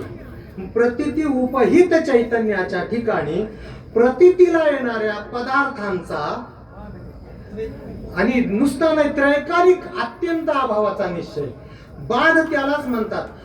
जर खराखुरा बाध कळला तर त्या पदार्थाचा अत्यंत अभाव होत असतो. कसं, दोरीवरचा साप हा खोटाय जेव्हा कळतं, रज्जू ज्ञानाने त्याचा बाध होतो. खोटाय जेव्हा कळतं तेव्हा तो पदार्थ तिन्ही कालामध्ये नाही असा बुद्धीत निश्चय होतो. रज्जू रज्जू रूपाने कळली, रज्जू जोपर्यंत कळली नाही तोपर्यंत सर्पाला सत्यता देत होता. डोकं फुटलं, गुडघे फुटले, पण रज्जू बॅटरीच्या ज्ञानाने उजेडाने कळली. आता रज्जू कळाल्यानंतर सर्प आधी होता का तिथे, म्हणजे आधी नाही, नंतर आता राहिलाय का, आता नाही. जेव्हा दिसत होता तेव्हा तरी होता का, तेव्हाही नाही. म्हणजे त्रैकालिक अत्यंत अभावाचा निश्चय बुद्धीत होतो. म्हणजे तिन्ही काळात हा साप इथे नाही. तसं प्रतिती उपहित म्हणजे माझ्या चैतन्याचा, माझ्या स्वस्वरूपाच्या ठिकाणी प्रतितीला येणाऱ्या पदार्थांचा तिन्ही काळात अत्यंत अभाव आहे, आणि मीच मी ते ब्रह्म आहे. तेव्हा हा मग प्रतितीचा बाध झाला, प्रतितीचा अभाव झाला, तेव्हाच हा आत्मा ब्रह्मरूप होतो. हा आत्मा काय होतो, ब्रह्म. याला सोपं उदाहरण देतो. घटामध्ये आकाश आहे आणि बाहेरही महाआकाश आहे, व्यापक आकाश आहे. घटामधल्या आकाशाला, आकाश म्हणजे पोकळी, ही बाहेरची पोकळी आहे, आणि घटातही पोकळी. घटामधल्या पोकळीला या महापोकळीशी एक करायचंय. काय करावं लागेल, घट फोडावं लागेल. घट फोडल्यानंतर घटामधली पोकळी असा प्रवास करून एकरूप होते का असल्या ठिकाणीच एकरूप होते. आगा घटू जे वेळी फुटे तेथीचे आकाश नीट लागे वाटे, वाटा लागल्या भेटे एरवी चुके. एरवी काही चुकतं का, घट फुटल्याबरोबर ते घटामधलं आकाश म्हणतं मी घट आकाश नाहीये, मी महाकाश आहे. मी भ्रमाने या घटाच्या उपाधीने मी घटापुरता स्वतःला मर्यादित समजून बसलो होतो, पण घट फुटला आणि मी आता महाकाश आहे. तसं प्रतितीला येणाऱ्या पदार्थांचा बाद साक्षीने केला की साक्षीला कळतं मी तर ब्रह्म आहे, आणि मग लागते ती समाधी, ती ज्ञान समाधी. विठ्ठल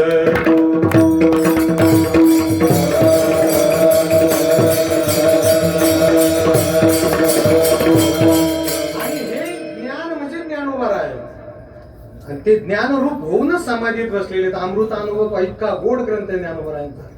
अखंड नुसता आनंदाचं पानच करायचं.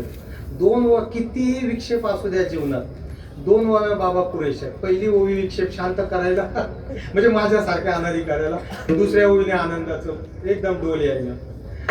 मध्ये मध्ये मी सारखा अमृत अनुभव वाचायचो.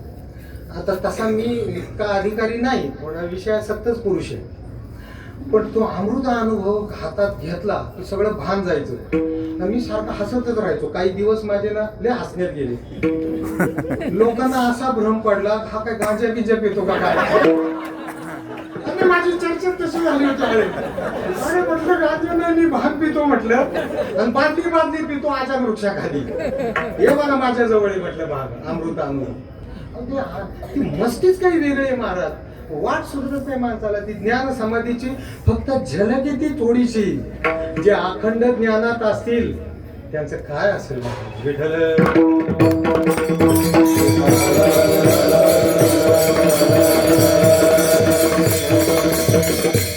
आता शेवटची प्रेम समाधी सांगतो ज्ञानोबरायांची. थोडं बारकाईने ऐका. एक 10-12 मिनिटात संपवतो मी. 10 मिनिटात चरण राहिलं चहा बनण्याचं. जाऊ सगळं सरळ अर्थ सांगितलेलंच आहे. प्रेम समाधी बारकाईने ऐका. फार नाजूक आहे. ही जर समजली नाही तर शृंगार रसाकडे सुद्धा हे चिंतन परिवर्तित होऊ शकतं. थोडी धाप लागली. श्वास घेऊ का? थोडं भजन करा ना.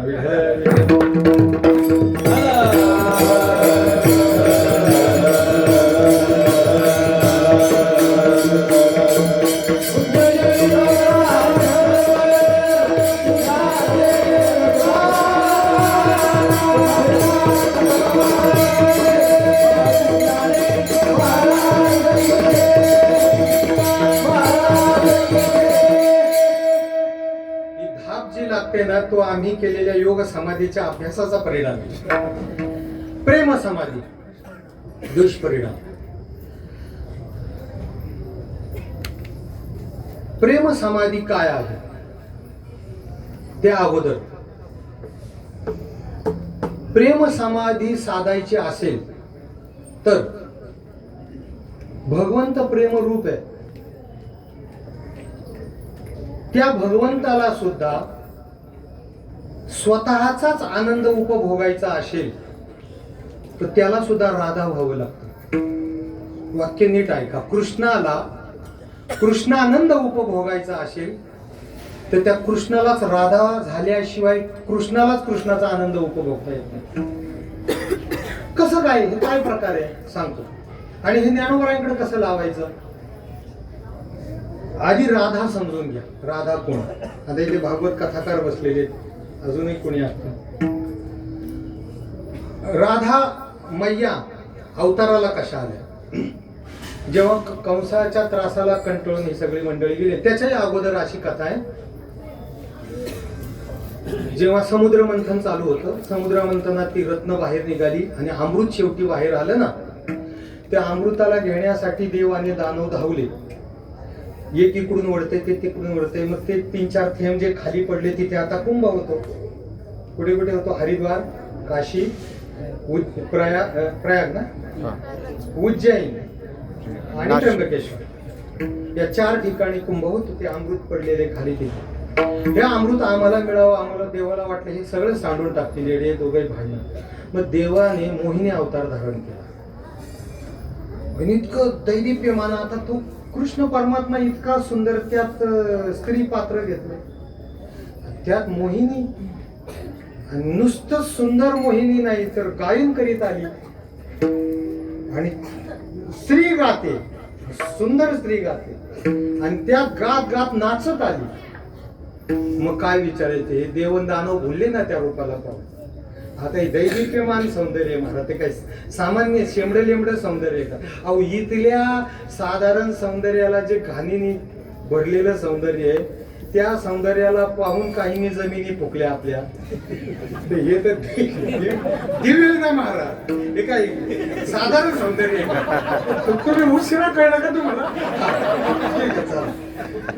तर हे दिव्य सौंदर्य पाहिलं मी पाहतच राहिले. बापरे बाप काय सौंदर्य. वेळ झाले ना सगळी. मग मोहिनीने म्हटलं मी वाटू का अमृत? वाटप मी करू का? म्हटले करा. आणि मग तुम्हाला सगळ्यांना माहिती आहे ते नृत्य करत करत अमृत देवांना द्यायचं, विष यांना. सगळ्यांच्या मनात भाव आला का ही पत्नी म्हणून मिळाली. पण तिथे एकच बहादर होते, सूर्यनारायण. त्यांच्या मनात पत्नीत्वाचा नाही, त्यांच्या मनात असा भाव आला का ही कन्या होऊन जर माझ्या पोटी जन्माला आली तर लहानपणापासून हिचा मी पितृनात्याने सांभाळ करेन. हा आनंद मला उपभोगायला मिळेल. हा पवित्र निर्मळ भाव सूर्यनारायणाच्या मनात आला. अमृताचा वाटप झाला. सगळे जायला लागले. मोहिनी आपल्या स्वस्वरूपात प्राप्त झाल्या, विष्णू रूपात. सूर्यनारायणाला हाक मारली, इकडे म्हटले तुमचा भाव जाणला मी. न सांगता कळतो मा येथे. म्हटले मी कन्या रूपाने येईल तुमच्या इथे, पण आता नाही, 8व्या अवतारात येईल, 8वा जेव्हा अवतार. आणि मग मध्ये 2-4 अवतार झाले.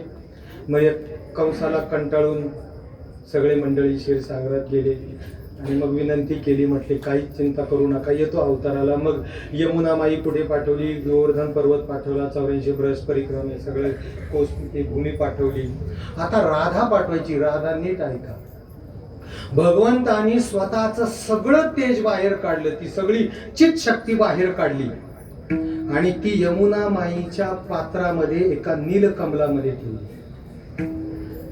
आणि इकडे सूर्यनारायणाचा अवतार वृषभानू आणि त्यांची पत्नी कीर्तिमुखा, बरोबर का, हे दोघे स्नानाला जेव्हा पहाटे गेले, ती नीलकमल, दैदिप्यमान नीलकमल पाहिलं, घ्यायला गेले तर ती मुलगीच हातामध्ये आली, ती राधा. आता राधा कोण आहे? राधा कोणी स्त्री म्हणून वेगळी पाहू नका.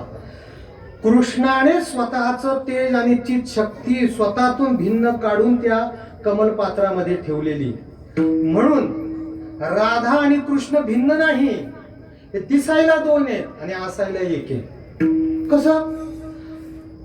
समुद्राची लाट जशी समुद्राहून भिन्न नाही, अलंकार जसे सोन्याहून भिन्न नाही, सुगंध जसा चंदनाहून भिन्न नाही, गोडी जशी साखरेहून भिन्न नाही, तंतू जसा पटाहून भिन्न नाही, तशी राधा कृष्णाहून भिन्न नाही. हे दिसायला 2 आणि असायला 1 आहे. कसं?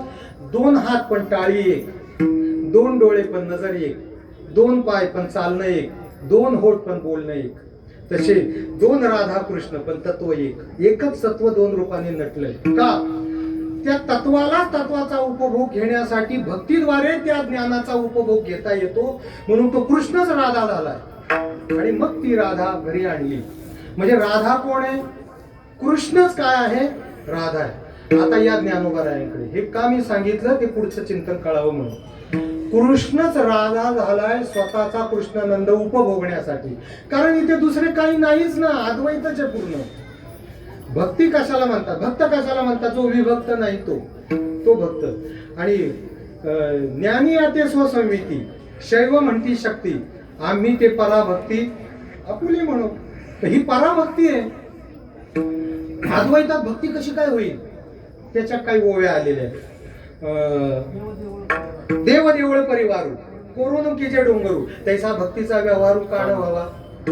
ज्ञानेश्वरीत असा एक प्रश्न विचारला द्वैती लोकांनी, तो झाली तयाचा भोग न घडे हा भाव जयाचा. की आम्ही जर तुम्ही म्हटले अद्वैती लोक आहेत, वेदांती, आता संप्रदायच अद्वैताचा आहे आपला वारकरी संप्रदायाचा. अद्वैत, वास्तव अद्वैत आणि कल्पित द्वैत, निर्गुणाचं ज्ञान आणि सगुणाचं प्रेम, असा वारकरी संप्रदाय ना आपला. बैठका निर्गुण बघा, सगुणाची सेज आणि निर्गुणाची बाज, असा संप्रदाय आपला. मग आता इथे दुसरं नाहीच ना कोणी, कृष्णच राधा रूपाने नटला. मग त्या द्वैती लोकांनी असा प्रश्न केला माऊलींना, तो झाली आता याचा भोगू न घडे हा भाव जयाचा. आम्ही जर परब्रह्म रूप झालो, आम्ही कृष्ण रूप झालो तुमच्या अद्वैत प्रमाणे, तर मग त्या परमानंदाचा उपभोग घ्यायचा कसा? त्यासाठी ते उदाहरण काय देतात बाबा, मुंगीत जर साखर झाली तर साखरेचा उपभोग कोण घेणार? अरे तुमचा दृष्टांत जड आहे. सिद्धांतासाठी जो दृष्टांत वापरता त्यात मुंगी चेतन आहे आणि साखर जड आहे.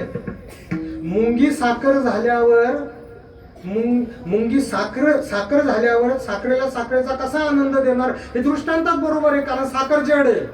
पण इथे जे व्हायचं ते चेतन आहे ना, म्हणून चेतनाचा जर चेतनाने चेतनाचा आनंद घेता आला नाही तर मग त्याला चेतन म्हणणं व्यर्थ झालं.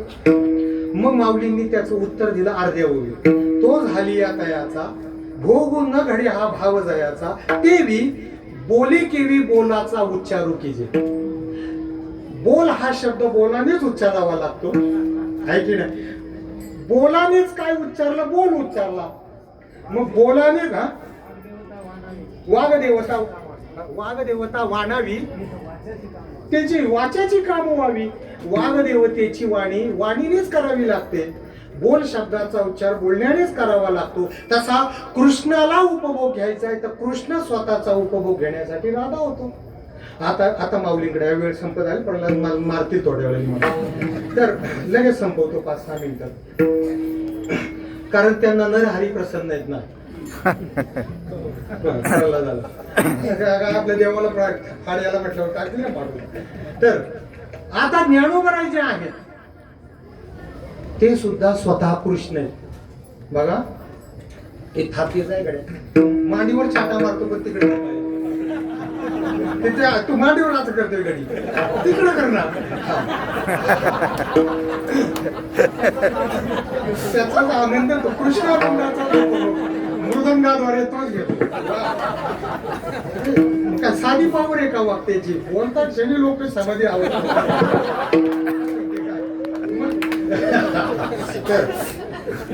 पण आम्हाला जसा अर्जुनाला समाधी लागत असताना देवाने त्याला जाग करावं, अरे समाधीत नको जाऊ मला बोलायचंय अजून, तसा हाही कृष्ण विनंती करतोय तुम्ही वाजवलं नाही माझं बंद पडतं इथे. आता ज्ञानोबराय कोण आहे? कृष्ण आहे. कृष्ण तुम्ही म्हणाल कसं काय, नीट ऐका बरं का, झाले 5-6 मिनिटं.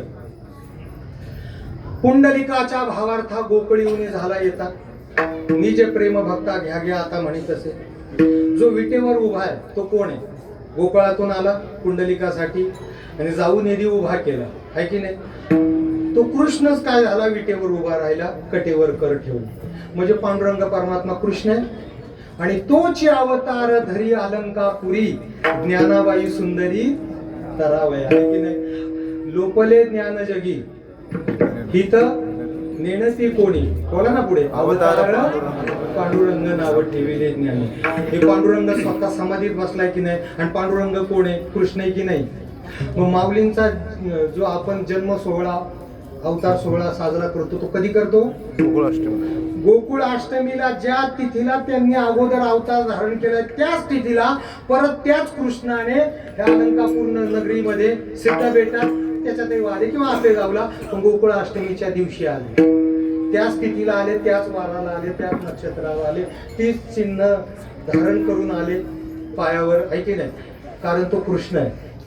आता ऐका, हा कृष्ण जेव्हा गुरुच्या आज्ञेमुळे सगळ्या ग्रंथांची रचना झाली आणि हा समाधीस्थ कृष्ण म्हणजे ज्ञानोबा आहे, सिद्ध बेटाच्या झोपडीमध्ये बसलेले, सगळं कार्य झाले. आता गुरुंची जी आज्ञा आहे त्याचं पालन झालंय, आता थोडा आनंद लुटूया.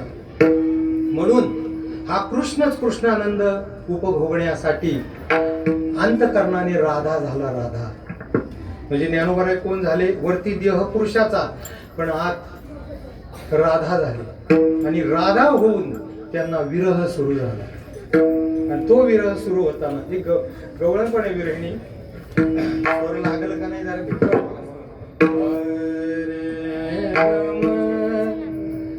कृष्णे वेधिली विरहिणी बोले, कृष्णे वेधिली विरहिणी बोले, चंद्रमा तो उभा राखे घाला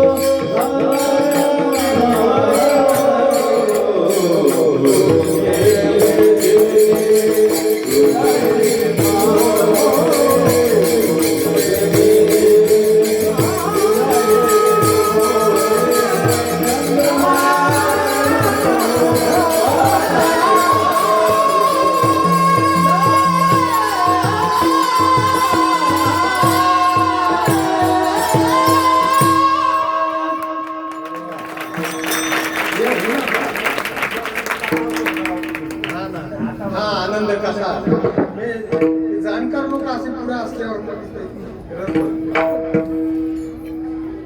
कृष्णे वेधिली विरहिणी बोले चंद्रमा करी तो उभा रागे माय चांदण उभारा करते मला कारण राधा भावने ते हा कृष्णचे राधा भावाने व्याप्त आहे आणि भोगायचे कृष्णाचं सुख बरोबर का बारकाने ऐका शृंगारात जाऊ नका ही अत्यंत सात्विक ज्याचा अंतकरण आहे ना त्या करावं लागेल तिथपर्यंत जायचं तर या काही काळापुरतं तरी आणि हा कृष्णच राधा झालेला आहे चांदण्याचा उभारा येतोय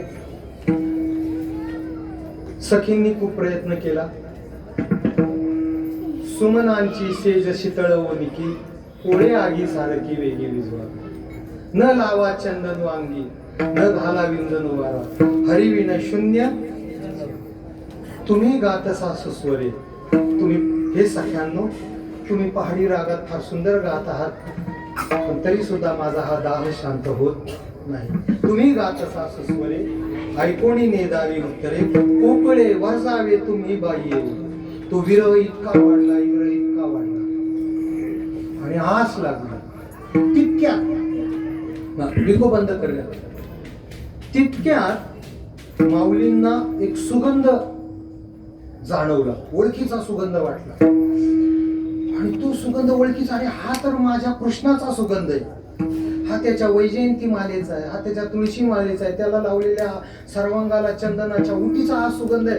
अरे तो बाहेर आला की काय? माऊली कुटियात येतात आणि कुटियाच्या बाहेरून जे सुगंधाचे लोटच्या लोट त्या दरवाजाच्या त्या कवाडाच्या फटीतून, ते गवताचं कवाड साधत त्या फटीतून आत येत आहे. माऊली म्हणतात हा बाहेर आला का काय? हा तो साधारण सौंदर्य नाही ना, देखना गडी येतो. माऊली म्हणतात अवचिता परिमळू सुळकला आळू माळू, मी म्हणे गोपाळू आला की काय? अरे तो आला की काय मला भेटायला? म्हणून माऊलीने घाई नाही केली दरवाजा उघडायची, लक्षात घ्या. कारण त्याला पाहणं म्हणजे साधी गोष्ट नाही. तो लावण्याचा पुतळा आहे माझा. ते कमळासारखे डोळे, जास्वंदीच्या फुलासारखे आरक्त ओठ, चाफेकळी सारखं नाक, सफरचंदासारखे गाल, ते रुळलेले पाठीवर केस, क्षत्रियाचा बांधा, भृग ऋषींनी मारलेलं ती लात, श्रीवत्सलांसन, तुळशीच्या माळा, तुझे निढळे पोटी चंद्रप्रकाश. त्याला पाहणं काय सामान्याची काम आहेत काय? जर याला पाहून मी मूर्छित पडले, बेशुद्ध पडले तर किंबहुना माझा प्राण पुढ्यात राहील का एवढ्या आनंदाला पाहून? म्हणून माऊली घाबरत घाबरत निघाल्या. माऊली नाही, राधा, माऊली रूपी राधा. हे त्यांनीच वर्णन केलंय. अवचिता परिमळू झुळकला आळू माळू, मी म्हणे गोपाळू आला की माये, म्हणून चाचरती चाचरती बाहेरी निघाले. घाबरत घाबरत मी बाहेर आले हो, आणि दरवाजा उघडून पाहते तर हा लावण्याचा पुतळा पाहिला, आणि मी त्या प्रेम समाधीत गडून गेले, पडले खाली. आता हा बाबा लागवी नाटकी हा एका ठिकाणी थांबणार आहे का? हा झाला गुप्त. जेव्हा भानावर माऊली आल्या, तो मज व्हावा, तो मज व्हावा, वेळोवेळा तो मला दाखवा, तो मला दाखवा, तो विरह थांबेल ना? शेवटी तुम्ही रडू नका, मला बोलता नाही येणार पडते.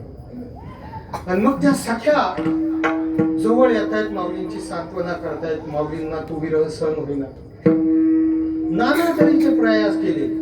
शेवटी एक सखी म्हटली, एकच पर्याय होता, त्या कृष्णाच्या घरची मोलकरीण व्हा, तरच हा आनंद उपभोगायला मिळेल. म्हटले चालेल, माझी तयारी. आणि माऊली मोलकरीण होऊन कृष्णाच्या घरी गेल्या. तिथे गेल्यानंतर यशोदानंद यशोदा मैया नंद बाबा, आणि तो सगळा बारदाना, मोठ्यांचा बारदाना. तो माऊली गेल्या मोलकरणीच्या रूपात, तो मला इथे कामाला ठेवता का मोलकरीण? म्हणजे अगं बाई, तुला कामाला ठेवलं असतं, पण इथे काही मोलकरण्या कमी आहेत का? इथे घरगडी कमी आहेत का? सगळे काम करायला सगळी भरपूर माणसं. नाही नाही म्हटले, काही करा, पण मला इथे कामाला ठेवा हो. तुमच्या कृष्णाला पाहिल्यापासून मला आता करमत नाहीये, माझा प्राण पुढीत राहणार नाहीये, मला तो दाखवा. अगं बाई, नाही ठेवता येणार तुला इथे. अगं तुला निदान वर्षाला 2 वेळेस तरी पोशाख घ्यावा लागेल. पूर्वी सालं भरली जायची, तर वर्षाला त्याला पोशाख करावा लागायचा साल करायला. तुला वर्षाकाठी 2 ड्रेस घ्यावे लागतील, पोशाख घ्यावे लागतील. तुझ्या जेवणाचं काय, ते जेवणाची सोय करावी लागेल. माऊली काय म्हटले ऐका, पाचा दामाचा घोंगडा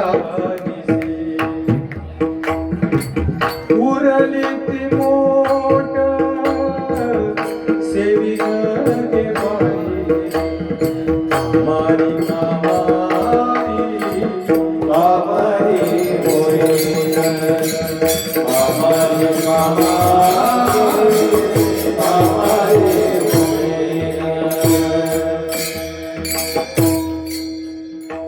काही नका देऊ मला पोशाख. मी 5 दमडीचं जाडं भरडं कापड अंगावर घालील, आणि उरली ती मोठ. तुमचं सगळ्यांचं जेवण झाल्यानंतर जे काही शिळपाक उरेल ना, ते मी खाईन.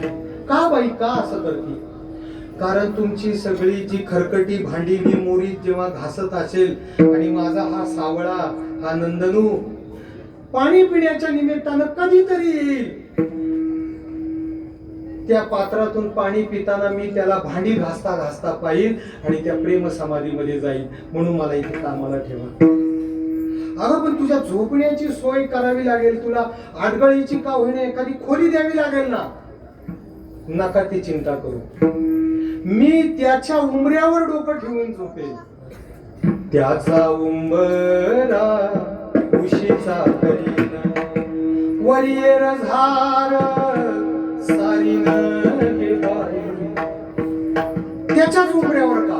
कारण हा जाता येता कधीतरी चुकून त्याचा पाय माझ्या डोक्याला लागेल. मी झोपेतून जागे होऊन ते सौंदर्य न्याहाळील आणि प्रेम समाधीचा आस्वाद घेईन. पण तुझा बाप तुला इथे शोधत आला तर आम्ही त्याला काय उत्तर देऊ? आता ह्या प्रकरणात माऊलींचे वडील कोण घ्यायचे?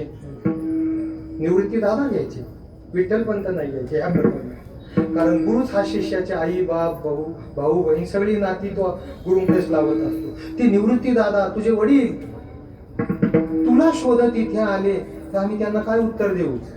तेव्हा ज्ञानोबा म्हणतात निवृत्ती ज्ञान देवा उसतील वर्म त्याची कामी नमी पुरेन गे बाई. पण कामारी कामारी कामारी या गोपाळाचे घर रिगेन गे बाई. कामारी कामारी कामारी. आणि त्या समाधीमध्ये मी त्या प्रेम समाधीचा आस्वाद घेईन.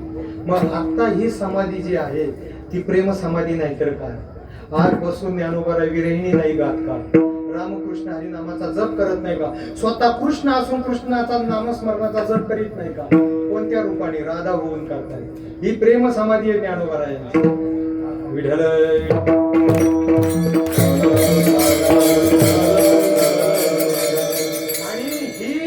समाधी एक घडलेला किस्सा सांग. म्हणजे आता 2-4 वाक्य सांगायचे संपायचे. खरोखर विठोबार ज्ञानेश्वर सगळंच बोल.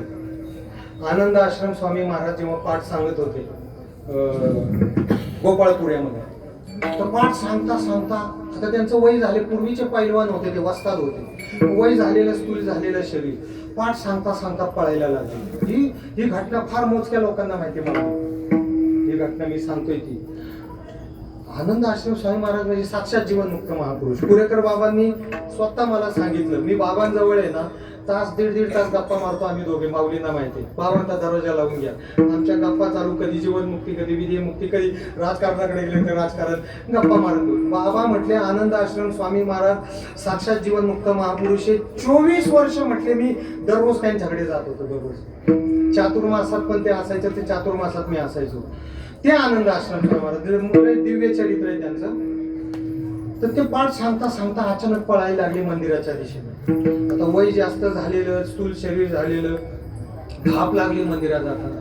तेव्हा मंदिरात फार गर्दी कमी असायची. 95 सालीच आम्ही जेव्हा जायचो तर सकाळी 10 वाजता आहे ना सगळ्या मंदिरातली मिळून लोक 30 किंवा 32 लोक असायची, सगळी मिळून. आता कर्मचारीच 32 असतात, म्हणजे तेव्हा 32 लोक अख्ख्या मंदिरात.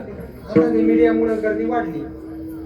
पळत गेले, अरे कोण आहे का नाही इथे, इकडे लवकर या. धाप लागलेली. ते 2-4 ब्राह्मण, अरे स्वामी स्वामी आले पळत. अरे म्हटले वेड्यांनो, तुम्ही जे पंचामृताचं स्नान घालताय ना तिथे छिद्र पडले, त्या छिद्रातून माऊलीच्या अंगावर थेंब पडताय, ते छिद्र जाऊन बुजवा. गेले ब्राह्मण पळत. ती पाहिलं तर छिद्र पडलं होतं. लगेच ते थांबवलं, ते गुळ भिजवून टाकलं. आणि तोपर्यंत त्यांची धाप शांत झाली होती. सगळी ती ब्राह्मण मंडळी तिथे आली. स्वामी महाराज इतके लागले, म्हणले वेड्यांनो, ते काय मेलेल्या माणसाचं थडगं नाही, साक्षात ज्ञानोबा खाली बसलेले. तुम्हाला काय वाटले? ते ज्ञानोबा इथे प्रेम समाधीत आहे, भाव समाधीत आहे, योग समाधीत. आणि आपलं भाग्य इतकं आहे का त्या समाधीवर डोकं ठेवायला मिळतं. अरे आपल्या भाग्याची सराहना हे स्वर्गातील इंद्र चंद्र महेंद्र सुद्धा नाही करू शकत, कोणीच नाही करू शकत. रंगपुरजी परभणीकर म्हणायचे, इथे आळंदीत आलेले साधक आहेत ना, ते सगळे योग भ्रष्ट पुरुष आहेत. फक्त आता भ्रष्ट योगी होऊ नका. तुम्ही योग भ्रष्ट आहात, फक्त भ्रष्ट होऊ. आपलं इतकं पुण्य आहे महाराज, इतकं पुण्य आहे. या समाधीला आपलं मस्तक लागतंय. हे तुम्हाला आता नाही कळणार, जेव्हा आपण मरू ना. मोक्ष जर प्राप्त झाला नाही, बरं का, मोक्ष प्राप्त झाला नाही तर आपलं वैकुंठ ठरलेलं आहे. समाधीला आपलं मस्तक लागतं, आपल्या वाणीत त्यांचं नाव आहे. हे तुम्हाला आता नाही कळणार, तुम्हाला मेल्यावर माझं महत्व कळेल. इतकं पुण्य जमा होतं, इतकं पुण्य जमा होतंय. दया आठविता महापुण्य राशी. नमस्कार माझा सद्गुरु ज्ञानेश्वराशी. त्याला पाहिल्यानंतर, त्याचं नाव घेतल्यानंतर, त्याच्या समाधीचं दर्शन घेतल्यानंतर, अरे आपले इतके पुण्यवान आपणच आहे, पापी नका समजू, लय पुण्यवान लोक आहेत आपण. मग तुम्ही म्हणशाल कसं कधी कळणार, मेल्यावर कळलं. जर मोक्ष मिळाला नाही तर मग वरती भेट होईलच आपली. आणि रांगा जेव्हा लागतील, कोणत्या गावची लोक आहे ती? काजळा. मग काजळाची पण का अमरपट्टा घेऊन आली नाही, ती पण मारणारच आहे. मग ती तुम्ही जेव्हा वर येशाल, मी पण काय, मी तिथं कुठेतरी आजूबाजूला असेल. आणि चित्रगुप्ताच्या समोर जेव्हा रांगा लागल्या जातील, नीट ऐका बरं का, फक्त हे मिळवलेलं पुण्य खर्च नाही करायचं. आणि मग जेव्हा काजळ्याचा नंबर येईल, म्हटलं हे अरे हे कोण आले रे, यम म्हणे. ते चित्रगुप्त म्हणेल ना, बाजू इकडं देवदूत असेल आणि इकडे यमदूत. मग पाप पुण्याच्या तारतम्यानुसार तो हिशोब केला जाईल. कळायला लागल्यापासून याने किती पुण्य केले, किती पाप केले, त्याचा हिशोब होईल चित्रगुप्ताच्या समोर, आहे का नाही. आणि मग ते पानं उचकता उचकता आजची तारीख येईल, ते 23 ऑगस्ट. आणि यांनी ज्ञानोबरायांच्या समाधीबद्दल ऐकलंय कान भरून, ज्ञानोबरायांचं तोंड भरून नामस्मरण केलंय, ज्ञानोबरायांच्या समाधीवर डोकं ठेवले. बाप रे बाप, किती पुण्यवान लोक आहेत. त्यावेळेस तो चित्रगुप्त उठून उभा राहून त्याने साष्टांग दंडवत नाही तुम्हाला घातला तर मग बोला.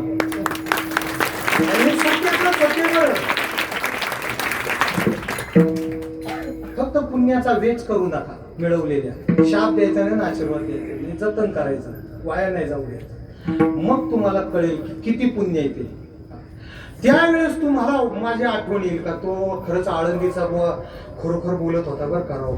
चित्रगुप्त उठून नमस्कार करतोय. हा त्यावेळेस तुम्हाला मला द्यायला जवळ काही नसेल. म्हणजे मला काही नको, विनोद केला का, मी विनोद केला. फक्त मला काही द्यायचं असेल तर भरपूर ज्ञानोबरायांचं नामस्मरण करा. स्वामी महाराजांचं शेवटचं एक वाक्य सांगतो, थांबतो. एकच वाक्य. स्वामी महाराज म्हटले, गड्यांनो आता आळंदीला आलात, इथं सप्ताह केला, 5 दिवस 6 दिवस काय तो आनंद घेतला, हा, तर जाताना असं जाऊ नका. आळंदीत आनंद लुटला ना, आता घरी जाऊन घराची आळंदी करा. तसं जाऊ नका मोकळ्या हाताने. आणि इथं जो आनंद कशामुळे आला, तेच वातावरण घरात ठेवलं तर घराची आळंदी होईल. असा हा ज्ञानोबरायांचा प्रताप आहे. चरण राहिलं आता ना पहिले चालू हरीची समसुखी